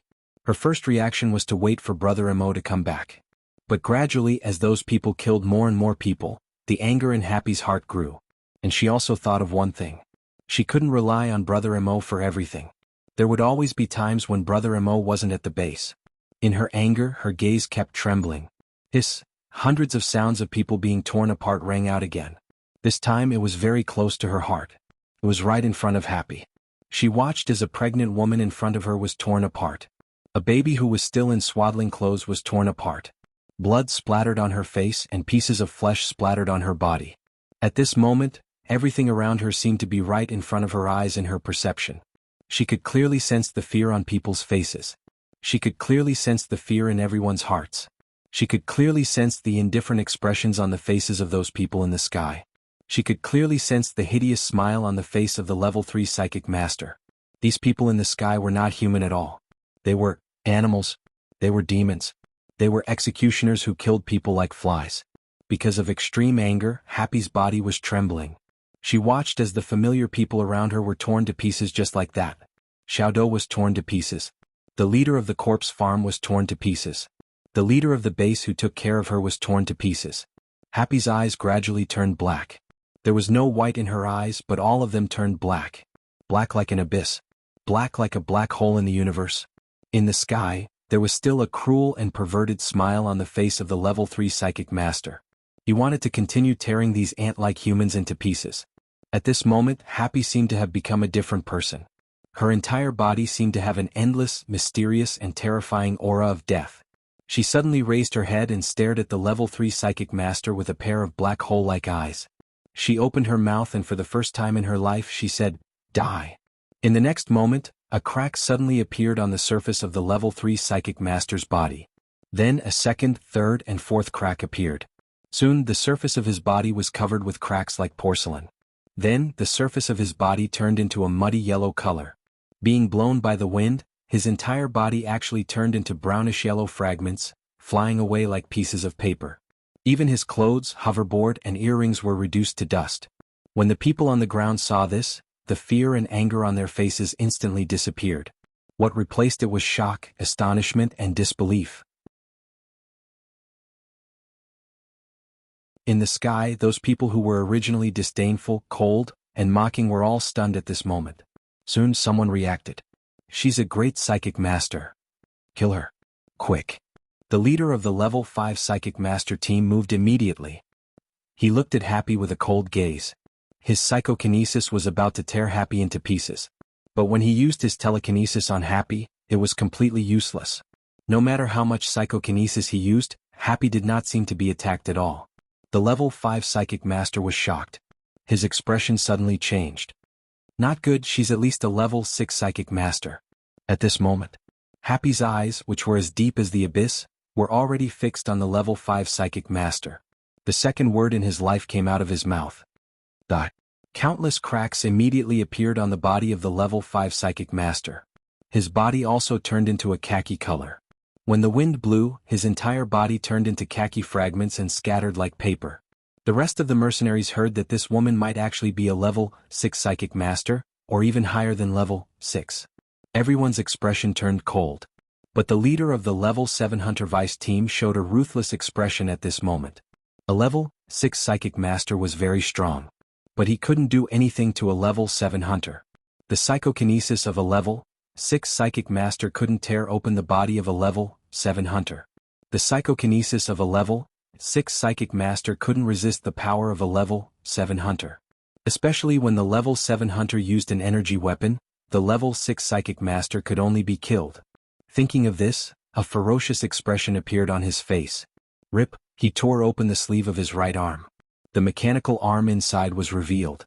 At the same time, the skin and flesh of his right shoulder condensed into cuticle, wrapping the entire mechanical arm. The entire mechanical arm quickly lit up with a fiery red light. The next moment, the fiery red light on his genetic weapon quickly turned into a reddish-white color. It seemed to be even hotter. Whoosh, a reddish-white energy ray was instantly shot out. It instantly hit the center of Happy's eyebrows. However, the next moment, a scene that frightened all the mercenaries happened. The energy ray of a Level 7 Hunter could cut open the body of any living creature. Even desolate hunters or even great desolate hunters would be injured by the energy rays. But now, after hitting the center of Happy's eyebrows, it didn't pierce through at all. Not even a faint trace was left behind. What kind of monster was this? At this moment, Happy's gaze turned to the Level 7 Hunter's team leader. His pitch-black eyes were like an abyss, like the gaze of the Grim Reaper from hell. The third word in his life came out from his mouth. Die. The Level 7 Hunter immediately became like the two psychokinesis from before. His body was quickly covered with cracks. His skin turned into a khaki color.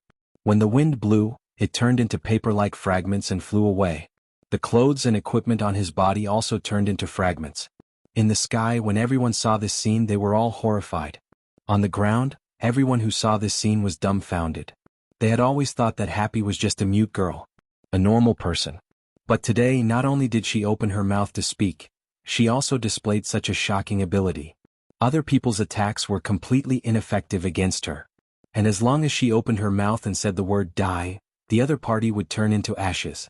Such a terrifying ability was too much of a contrast with her appearance. It was simply unbelievable. In the sky, those people no longer dared to attack Happy in their fear. Instead, they turned around and fled. Their flying skateboards were extremely fast. In the blink of an eye, the person who fled the fastest had already fled 5 kilometers away. Happy's pitch-black eyes stared at the person 5 kilometers away. A cold voice like that of the Grim Reaper came from Happy's mouth. Die. Countless cracks instantly appeared on the body of the person 5 kilometers away. He also turned into ashes.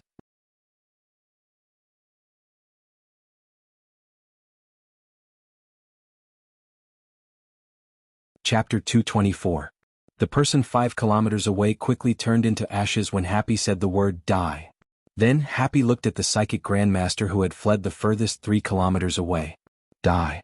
The psychic grandmaster was also turned into ashes. Then the 3 mercenaries 2 kilometers away were also turned into ashes. In a short 30 seconds, 15 people were turned into ashes. The faster he ran, the faster he would die. This caused the remaining mercenaries to be greatly shaken. They were scared out of their wits. They didn't dare to move at all. Meanwhile, everyone on the ground was completely stunned at this moment.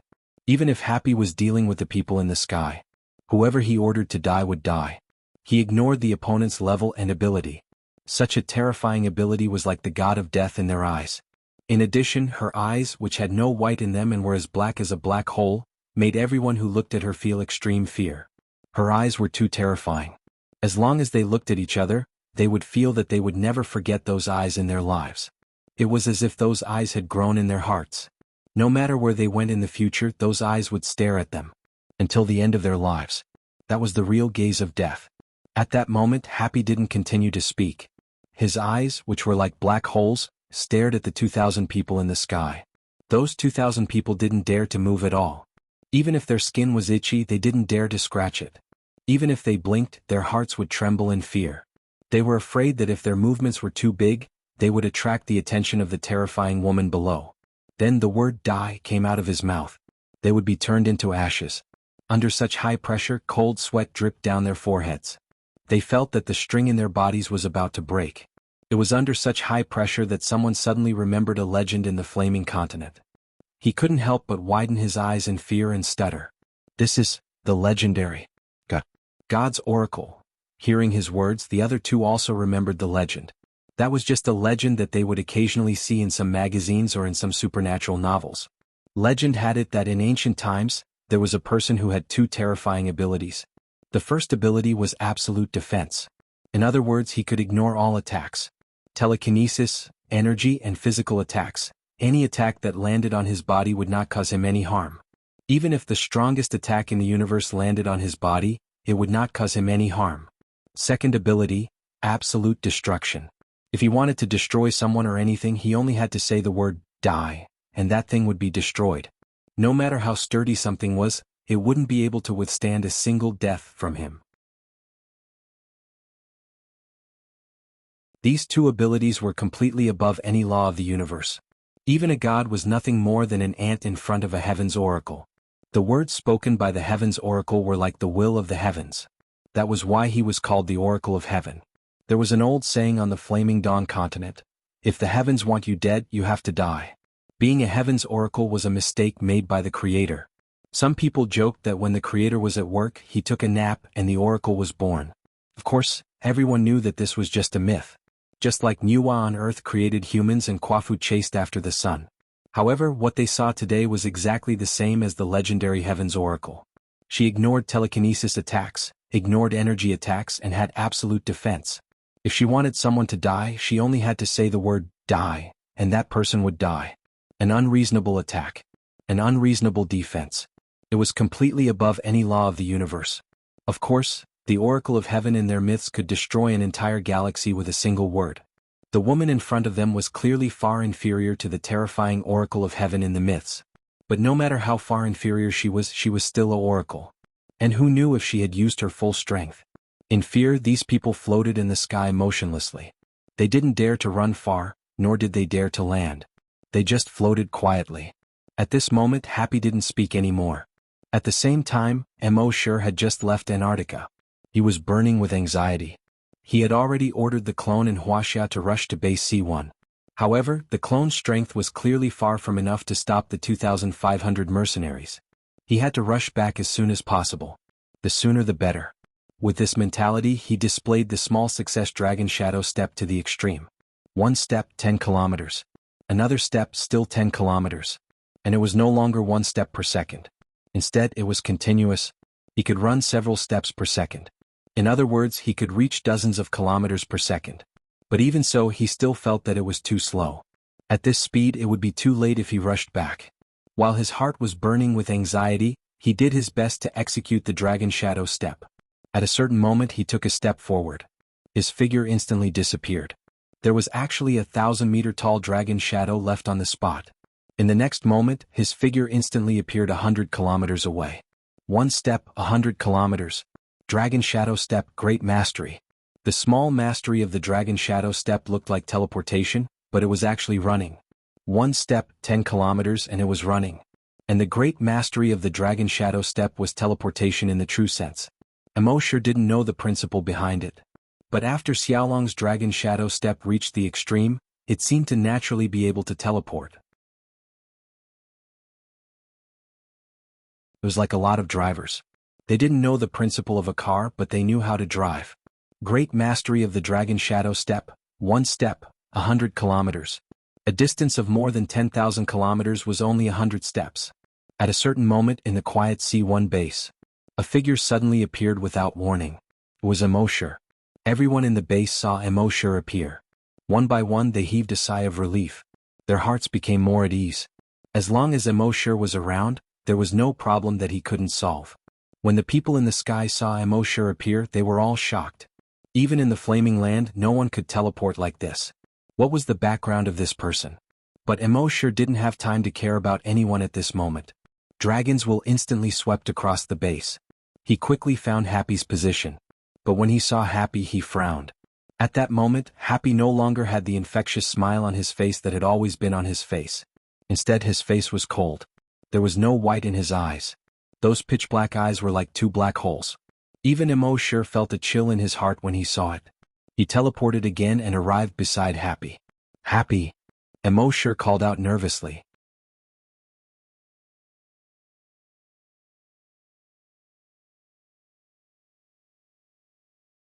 Chapter 225. Happy. Emoshur called out nervously. However, Happy did not respond. Happy. Emoshur quickly grabbed Happy's hand. Her hand was cold. In the next moment, Happy seemed to be unable to hold on any longer. She collapsed weakly in Emoshur's arms. Emoshur's heart tightened again. The dragons will quickly probed Happy's body. He saw that Happy's body was normal. Emoshur knitted his brows tightly. If her body was normal, why did her eyes become like black holes? Why didn't she respond when he called her? And her hands were so cold? He quickly activated the blood dragon's eye. His eyes were blood red. He looked at Happy. He wanted to see through the surface to see what was wrong with Happy. Species, human, level 1 oracle, ability, absolute destruction. When Emoshur saw this, he immediately heaved a sigh of relief. Happy's oracle had finally awakened. As for this ability, absolute destruction. Seeing this, Emoshur was slightly stunned. What kind of ability was this? But no matter what, as long as Happy was fine, it was fine. At the same time, the 2,500 people in the sky saw that the oracle had fallen. They all heaved a sigh of relief. When the other two captains who had reached level 6 saw this, they looked at each other.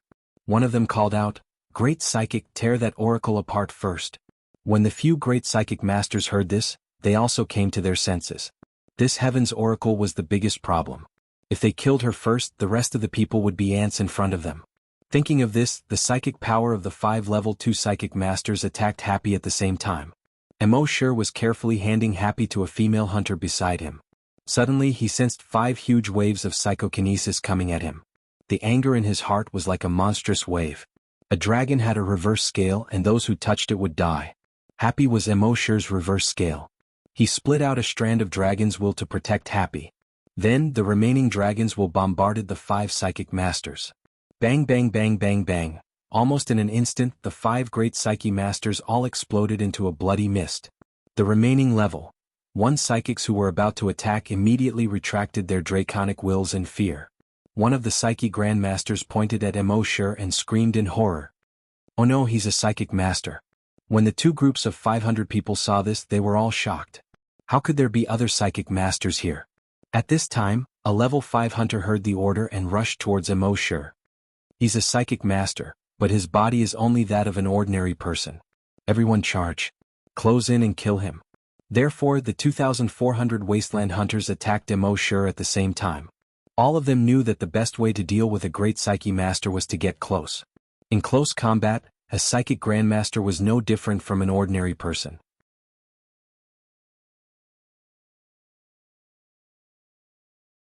However, at this moment, Emoshur's right arm quickly transformed into a 3-meter-long battle axe. At this moment, the shape of the battle axe was different from his original genetic weapon. The battle axe was double-edged. The double-edged edges looked like the wings of a giant dragon. The center part looked like the body of a giant dragon. The top part of the axe looked like the head of a giant dragon. The handle of the axe Emoshur was holding was the tail of a giant dragon. From the front, it was also in the shape of a giant dragon. From the back, it was also in the shape of a giant dragon. Fire Dragon Battle Axe. At the same time, the blood-red energy stored on Emoshur's back flowed along his arm and into the Fire Dragon Battle Axe. The eyes of the Fire Dragon Battle Axe suddenly lit up with a blood-red glow. In the next moment, Emoshur waved the Fire Dragon Battle Axe. The double-edged edges of the battle axe also lit up with a blood-red glow. It looked like a blood-red fan-shaped trajectory. This fan-shaped trajectory was 1,000 meters long and 300 meters wide. The moment the genetic and energy weapons of the surrounding hunters that were charging towards Emoshur came into contact with the blood-red trajectory of Emoshur's Fire Dragon Battle Axe, all of them were severed. At the same time, their bodies were also cut in half by the blood-red energy. With just one swing of the axe, over 100 hunters were cut in half along with their genetic weapons. Among them, there was no lack of level 5 hunters. Last time, when Emoshur fought against a level 5 hunter, he had to use the giant axe twice to kill him. But this time, the upgraded Flame Dragon Battle Axe easily split more than 100 hunters into 2 halves with just one blow. This was the power of the Fire Dragon Battle Axe. Seeing this, the rest of the hunters were all shocked. How was this possible? Wasn't this guy a psychic grandmaster? How did he become a hunter? No, he wasn't a hunter. The energy weapons used by hunters could only shoot out energy rays at most. Only the energy weapons used by hunters could shoot out such a huge energy blade. This guy was actually a hunter. All the hunters and psychic grandmasters felt like they had been F***ed. Not only was he a psychic grandmaster, but he was also a hunter. It was impossible for such a person to be unknown in the Flaming Land. They were all powerful existences that ruled over a region. How come they had never heard of this guy before? Moreover, there was no need for such a person to come to a broken place like the first hunting ground to train, right? If they wanted to go, shouldn't they at least go to ancient places like the Dragon Burial Valley and the Falling Dragon Sea to train? Emoshur did not give them any chance to react. He stood on the ground and did not even move a single step. He swung the fire dragon battle axe in his hand continuously. In the sky, the hunters and psychokinesis did not even have a chance to escape under such an attack. They were all cut in half along with their genetic weapons. In just a few swings of the axe, 700 to 800 people died under the axe. When the remaining 1,000 or so people saw that this person was actually a hunter, they were all scared out of their wits and turned to escape. However, could they escape? Emoshur's dragon will swept across and everyone fell from the sky directly to the ground. Moreover, they smashed heavily on the ground. The ground was smashed to the point that cracks appeared continuously. Some people's heads even fell directly to the ground. At this point, all the mercenaries had completely lost the thought of resisting. They were facing a psychic grandmaster and a hunter at that. Even if they resisted, only death awaited them. Lord Hunter, we were wrong. Please spare our lives. Lord Desolate Hunter, we have offended Lord Heaven's messenger and you. We only ask that you be magnanimous and let us go like farts. They were filled with regret.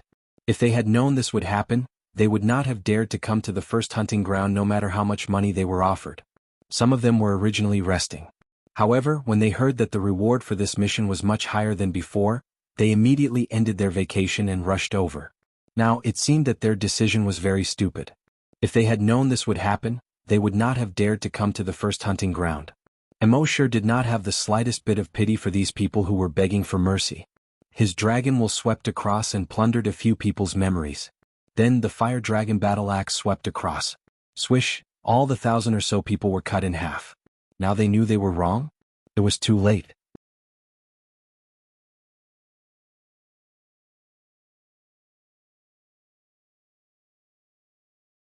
Chapter 226.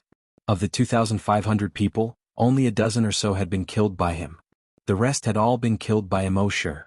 As a level 10 great hunter, he was able to kill 2,500 psychic masters and hunters. This was simply unimaginable on the Flaming Continent. Of course, Emoshur had the bonus of dragon will. But on the Flaming Continent, even if he cultivated both psychic power and hunters, he could at most kill 1 or 2 psychic masters and hunters. Emoshur had killed nearly 2,500 people who were of a higher realm than him, and there was no lack of level 5 hunters among them. And all of this was thanks to the Flame Dragon Battle Axe. On the Flaming Continent, only hunters and above could release such a large amount of energy attacks. But now, Emoshur had the Flame Dragon Battle Axe. As a level 10 great hunter, he could release such a large amount of energy attacks. This was too much of an exaggeration. Of course, the Flame Dragon Battle Axe was powerful, but it also consumed a lot of energy. After swinging it a few times, Emoshur could clearly feel that more than half of the energy on his back had been used up. If he swung it a few more times, the energy would probably be completely used up.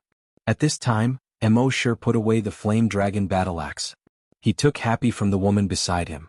Before he left, he said to the Hunter Division leader, Guiju Tao, "Take off their equipment, study it, and choose 2,500 people to equip them." At this time in the base chief was already dead. The staff officer was also dead. The only person in charge now was Guiju Tao. When Guiju Tao heard Emoshur's words, he quickly nodded. "Don't worry, Mr. Emo. We'll do as you say." In the entire base, only a few people dared to be like Guiju Tao and call Emoshur you instead of you. It wasn't that Guiju Tao didn't respect Emoshur. He had known Emoshur for a long time. He just felt that he used to call Emoshur you. If he called him you now, it would create a sense of distance. At the same time, he asked again, "Oh, Mr. Mo, how is Happy?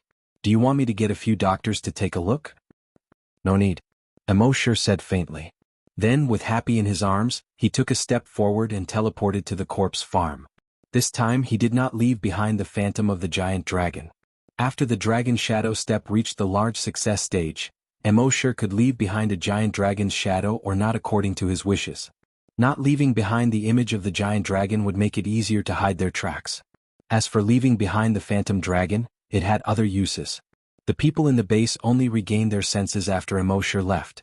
Emosher had once again saved the base and resolved its crisis. This time the enemy was very strong, ridiculously strong. In their eyes he was like a god. In the end, in front of Emosher, he was still killed instantly. What was the upper limit of Emosher's abilities? However, they were already used to Emosher's strength. What shocked them even more was Happy. She was a girl who couldn't even speak normally and could only stay in the corpse farm to do some work that was looked down upon by others. She was actually a terrifying existence who would kill anyone she wanted to kill. This completely overturned their understanding of her. Although they didn't dare to say it out loud before, some people were dissatisfied with Happy in their hearts. Mr. Emo was so strong, but his woman was just an ordinary person and a mute girl. Wasn't Mr. Emo afraid that Happy would drag him down? In particular, some women were even more jealous of Happy. Why would Mr. Emo like a useless mute girl like her? But now, other than shock, people were also in awe of Happy. In the face of an unreasonable existence, you had to die when she wanted you to. How could they not be in awe? At the same time, they also admired Emosher's judgment. They finally knew why Emosher had been so loyal to Happy, an ordinary person, all these years. Mr. Emo was still the best. His judgment was so sharp. At that moment, Emosher returned to the corpse farm with Happy in his arms. Emosher carefully placed Happy on her bed. He covered her with a blanket. He pulled a chair for himself and sat by the bed, guarding Happy. At the same time, he flipped through the memories that he had just plundered. Soon he saw the scene of Happy using the death ability. Emosher couldn't help but be shocked. Was the ability of the Oracle so heaven-defying? Whoever she wanted to kill would have to die. It ignored all defenses and levels. When the Oracle's ability was activated, even if the person standing in front of her was the strongest existence in the Flaming Origin continent, Happy only needed to say the word death to turn him into ashes. Moreover, when the Oracle's ability was activated, she was in an absolute defense state. Any attack that landed on her body would have no effect at all. This was too much of a bug. Since the apocalypse, everything that had happened could be explained by science. However, the Oracle's ability was beyond Emosher's understanding. However, he also knew that this was not a fantasy. It was because he couldn't understand it with his current knowledge. It was just like how the ancients couldn't understand modern mobile phone calls and video calls. In the eyes of the ancients, this was completely the work of the gods. At the same time, Emosher also learned about the legend of the Oracle from the memories of one of the hunters. Legend had it that the Oracle of Heaven could destroy a star field with a single word. This ability was simply too terrifying. No wonder it was called the product of the Creator's mistake. At the same time, Emosher finally understood why Happy didn't know how to speak. With such a bug-like ability, would he dare to let her speak casually? Half an hour later. On the teleportation platform of the first hunting island in the Flaming Origin continent. As a blue and white light appeared, a figure slowly condensed. This person was none other than the handsome young man, Shachi. He looked up and saw that this was the teleportation platform of the first hunting island. He immediately heaved a sigh of relief. The first hunting ground was too scary. A wild beast was too scary. The 2,500 mercenaries he brought were all annihilated except for himself. As for the other 2,500 mercenaries, needless to say, they were definitely wiped out as well. They even lost a cheetah mech. He was lucky to be able to keep his life. At the same time, he secretly swore that when he became a desolate hunter in the future, he would definitely go back and take revenge. Dismember that desolate beast and that fellow into 1,000 pieces. However, the most important thing now was that Bertha had been killed by him. Without this level 6 psychic, he, as a level 8 desolate hunter, could easily kill her father and avenge his parents. At the same time, he would take back control of the first hunting island. As long as he took control of the first hunting island, wouldn't he be able to control all the creatures in the first hunting ground? By then, it would be even easier to kill that wild beast and that guy.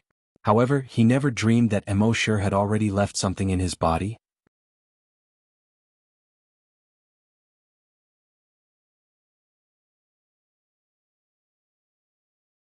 Chapter 227. When Shachi thought that he would soon be able to avenge his parents, the fear and joy of escaping from death completely disappeared. Instead, it was replaced by anger and hatred. He was like a lion going for revenge. His eyes began to turn bloodshot. He strode toward the office of the hunting ground owner, Belki. Along the way there were many guards on the island. But they knew that Shachi was the son-in-law of the hunting ground owner. They were all trying to curry favor with him. How could they stop him? When Shachi arrived at the hunting ground owner's office, the hunting ground owner was not there. He asked the guard next to him and was told that the hunting ground owner had something to do and would be back soon. Shachi took a deep breath, took the red wine bottle on the table and poured himself a full glass. Then he gulped it down. It was not like drinking red wine at all. It was more like drinking cold water. He poured another large glass of red wine and drank it all in one gulp. Then he lay down on the sofa and played with the empty glass with the mechanical hand on his right. He seemed to be very relaxed. In fact, his eyes were fixed on the door. After a while, two figures came in quickly. They were the hunting ground owner and his wife, Belki and his wife. When the couple saw Shachi lying on the sofa, they quickly stepped forward and asked, "Shachi, did you find them? Where's Bertha?" Shachi suddenly sat up with a sinister smile on his face. "Dead? What?" The hunting ground owner's wife looked pale. Her legs were weak and her body was trembling. Belki frowned and stared at Shachi. "What happened?" Shachi sneered, "Your good son and good daughter are dead." Then he raised his head proudly and said, "I killed them." Belki and his wife heard this and felt like they were struck by lightning. The woman's legs were weak and she collapsed to the ground. Belki took 2 steps back, opened his eyes wide and kept shaking his head. "No, no. They can't be dead." Shachi saw this and couldn't help laughing out loud. "Ha!" The pleasure of revenge in his heart made him crazy. Belki made him lose his family. He had long wanted him to taste the pain of losing his family. He had long wanted to see the desperate and sorrowful expression on his face after losing his family. Now he finally saw it. Belki placed his hand on the iron desk and questioned with a pale face. "Beast, what did you do to them?" Shachi laughed as the corners of his mouth twitched nervously. "What did I do? Kill them, tear them into pieces and feed them to the zombies?" When the woman heard this, she screamed. His vision went dark and he fainted. When Bayerchi heard this, his body and voice trembled. Why? Shachi sneered. "Because I am the son of the owner of the first hunting ground 20 years ago." Before the sound of his voice faded away, his genetic martial art instantly flashed. He immediately stabbed out. Poof. With a muffled sound, Belki's head was nailed to the wall. When the guards outside heard the commotion, they quickly kicked the door open and jumped in. However, when they saw that the hunting ground master was nailed to the wall by his son-in-law using a genetic weapon, their expressions changed drastically. Now that the hunting ground master was dead, there was no need for them to work for him anymore. Moreover, they were only level 1 or 2 hunters. How could they be a match for a level 8 hunter? Next, Shachi twisted the head of the hunting ground master's wife in front of all the guards. Still, none of the guards dared to make a sound. Shachi looked at the bodies of the couple and the entire first hunting island outside the window. He had made up his mind. Next, he would reorganize the forces on the first hunting island. There were more than 50,000 people on the first hunting island. After reorganizing these forces, he would add to the Sandstorm Hunter group. The Sandstorm Hunter group's strength would be greatly improved. Then he would go to other hunting grounds to improve his strength. When he became a hunter, he would go to the first hunting ground again. Kill that wild beast, destroy that guy. Thinking of this, Shachi could not help but feel proud. He laughed wildly. Ha! However, his voice came to an abrupt stop here. This was because an invisible shockwave had already spread out from his body. Almost instantly, it spread out to a radius of 100 kilometers. If one looked down from the sky, they would see a big blood-red circle spreading rapidly with the hunting ground master's office as the center. The Zero virus had broken out. Within a radius of 100 kilometers, all living things were infected with the Zero virus at this moment. Whether it was animals, plants, or microbes. A very regular circle appeared in the center of the first hunting island, which was originally full of greenery. The whole circle was filled with blood-red color. At this moment, all the humans turned into zombies at an extremely fast speed. And all the zombies on the first hunting island had undergone a second mutation at this moment. They mutated into monsters that did not look like humans. Some grew 6 legs. Some grew 2 heads. Some had a bloody hole in their stomachs and another head grew out of the bloody hole. It looked extremely horrifying and disgusting. And within a radius of 100 kilometers, the infected creatures would continue to spread out. They would bring the virus out of the infected area. And the scariest thing about the Zero virus was that it could be spread through the air. So, in just 2 days, the entire first hunting island had been completely infected. Fortunately, the surroundings of each hunting island were completely isolated by the sea. And there was also an air isolation system that covered the entire island. Basically, every hunting island had the same air isolation system. It was to prevent the virus in the hunting grounds from spreading to the flaming origin continent. At this point, the entire first hunting island had become a completely uninhabited area. The first hunting island was originally an inconspicuous place, and very few people came here. Now it was all infected. So, at least in the short term, no one would disturb Earth. This was Emosher's plan. Of course, this plan could only be delayed for a while. One day, someone would come to the first hunting island again. There would be a day when someone would investigate Earth. But this day would definitely not come soon. Emosher, on the other hand, could take advantage of this time to improve his strength. With his current strength, if he used all his trump cards, he would be invincible below level 10 hunters. And when he became a hunter one day, he was confident that he would be able to fight a level 10 hunter even if he did not use the Azure Dragon avatar. Of course, Emosher did not immediately improve his strength at this time. He was still guarding Happy's bed. Before Happy woke up, he was still a little worried. While guarding Happy, Emosher checked in his mind. System, checking in for a special event.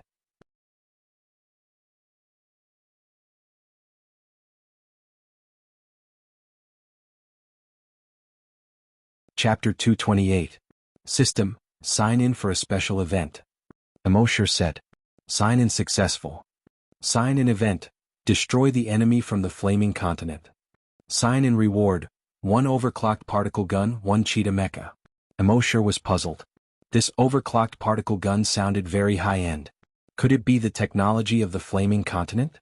He focused his attention on the overclocked particle gun in his backpack. Overclocked particle gun, also known as overclocked particle emitter. Technology that surpasses the flaming continent. It can emit overclocked particles that penetrate the energy shield of the mecha and cause damage to the mecha. Emosher was delighted. He took out the overclocked particle gun. It looked like a barrel. His entire arm could reach into this barrel. Inside the barrel there was a handle. Emosher reached his right arm into the barrel and grabbed the handle. The next moment, the entire barrel began to eject components. Click, click, click. There were more than a dozen soft sounds. The entire barrel had changed shape. It wrapped Emosher's right arm tightly. At the same time, a scope and a barrel popped out. The shape of the gun looked like a rifle. Most of it was black. But there were several streamlined fluorescent lights on the gun. There was no trigger on the gun. Emosher was puzzled. How could he shoot without a trigger? While he was puzzled, countless red rays were produced from the barrel. These rays could directly illuminate Emosher's right arm. Then, through the nerves on his right arm, they were directly connected to the neurons in his brain. Emosher's brain suddenly felt as if there was something extra. The next moment, he suddenly realized that this overclocked particle gun was actually controlled by his brainwaves. In other words, he could shoot with his consciousness. Damn, which superplane's technology is this? Emosher couldn't help but exclaim. According to the memories of the people he plundered, although the technology of the flaming continent was much more advanced than that of Earth. But there was no technology to control guns with consciousness. Emosher was still thinking about how to deal with the cheetah mecha. Now that he had the overclocked particle gun, this problem was solved. As for the cheetah mecha, Emosher glanced at it in his mind. On the surface, this cheetah mecha looked exactly the same as the cheetah mecha from the Sandstorm Mercenary Group. But in reality, the Sandstorm Mercenary Group's cheetah mechas were second-hand mechas retired from the military of the Flaming Land. On the other hand, Emosher's was a brand new mecha. However, when Emosher saw the mech's description, he felt a headache coming on. Just by knowing the computer technology on Earth, it was impossible to control it. He also needed to understand the soul's algorithm, adhesion codes, and other computer knowledge from the flaming continent. Of course, all of this information was contained in the manual of the mecha. However, Emosher had never been interested in computers. It was too difficult for him to learn this knowledge. It seemed that he had to find a few people who were interested in this kind of thing, just like the Sandstorm Mercenary Group. While Emosher was thinking, Happy's eyelids suddenly twitched. Emosher was overjoyed and quickly put away the overclocked particle gun. After a moment, Happy opened his eyes. Her eyes had returned to normal. They were still those big eyes that seemed to be able to speak. Happy's complexion also recovered a lot. When she saw Emosher, her eyes immediately lit up, and her gaze kept trembling. Emosher knew what she meant and said, "Happy, I'm fine." At the same time, a warm current surged in his heart. "How are you?" Emosure asked Happy. There was a hint of confusion in Happy's eyes. She gestured. "Brother Emo, what happened to me?" Emosure was shocked. "You don't remember?" Happy shook her head gently and gestured. "Remember what?" Emosure frowned slightly. "Those people who came to our base to cause trouble." Happy still shook her head blankly. However, a contagious smile soon appeared on his face. She gestured. "They must have been dealt with by Brother Emo." Emosure frowned slightly again. After asking a few more questions, he knew. After Happy woke up this time, she was still unable to speak. Moreover, she had no memory of this incident at all. Fortunately, other than this incident, she still remembered everything else. Only then did Emosure's brows completely relax. This was good too. He wanted Happy to always remember happy things. And what happened this time was clearly a dark and terrifying memory to Happy. It was best if she did not remember. After that, Emosure did not leave the base. Instead, he accompanied Happy for 3 days. He wanted to make sure that this incident did not have any negative effects on Happy. Fortunately, the matter this time only affected Happy physically. Her body was very weak. However, with Emosure's recovery medicine, there was no need to worry about this at all. After taking it, she completely recovered 5 minutes later. 10 days later, 100 kilometers away from the Chilean base. One of Emosure's clones finally saw the cheetah mecha. The cheetah mecha was killing some zombies and mutated beasts. Its head and body were constantly shooting energy rays in all directions. Any grass, wood, metal, or stone would only end up being pierced by these energy rays. And those zombies and mutated beasts, without exception, were directly cut in half at the waist by the energy rays on the mecha. Moreover, their wounds were directly burned, and there was no possibility of them recovering and reviving. A few level 10 super mutated zombies had originally planned to use traps to catch the cheetah mecha. However, it had infrared scanning, radar detection, heat sensing, and many other sensing technologies in its body, so it could easily see through the traps. All the zombies were extremely frightened. They did not understand why such a thing suddenly appeared here. They could not break through its energy shield at all. They could not dodge its energy rays. They could not avoid its various detection. Their speed was far inferior to this thing. They could not beat it even if they wanted to, and they could not escape even if they wanted to. In the end, these infected creatures were almost all killed by the cheetah mecha. It was also at this moment that a figure suddenly appeared 1,000 meters away from the cheetah mecha. This person was none other than Emosure. At this moment, an overclocked particle gun had already been formed on his arm. It looked as if his entire right arm had turned into a long gun. It was directly aimed at the cheetah mecha. The cheetah mecha's heat detection had already detected Emosure's arrival. But at this moment, it was killing the last few infected creatures. It did not pay attention to Emosure at all. Emosure's consciousness moved. Whoosh! A stream of bluish-white particles instantly shot out. When this stream of bluish-white particles arrived in front of the cheetah mecha, an energy shield instantly appeared on the cheetah mecha's body. You're tuning in to the Han Lee's Wuxia Chronicles YouTube channel.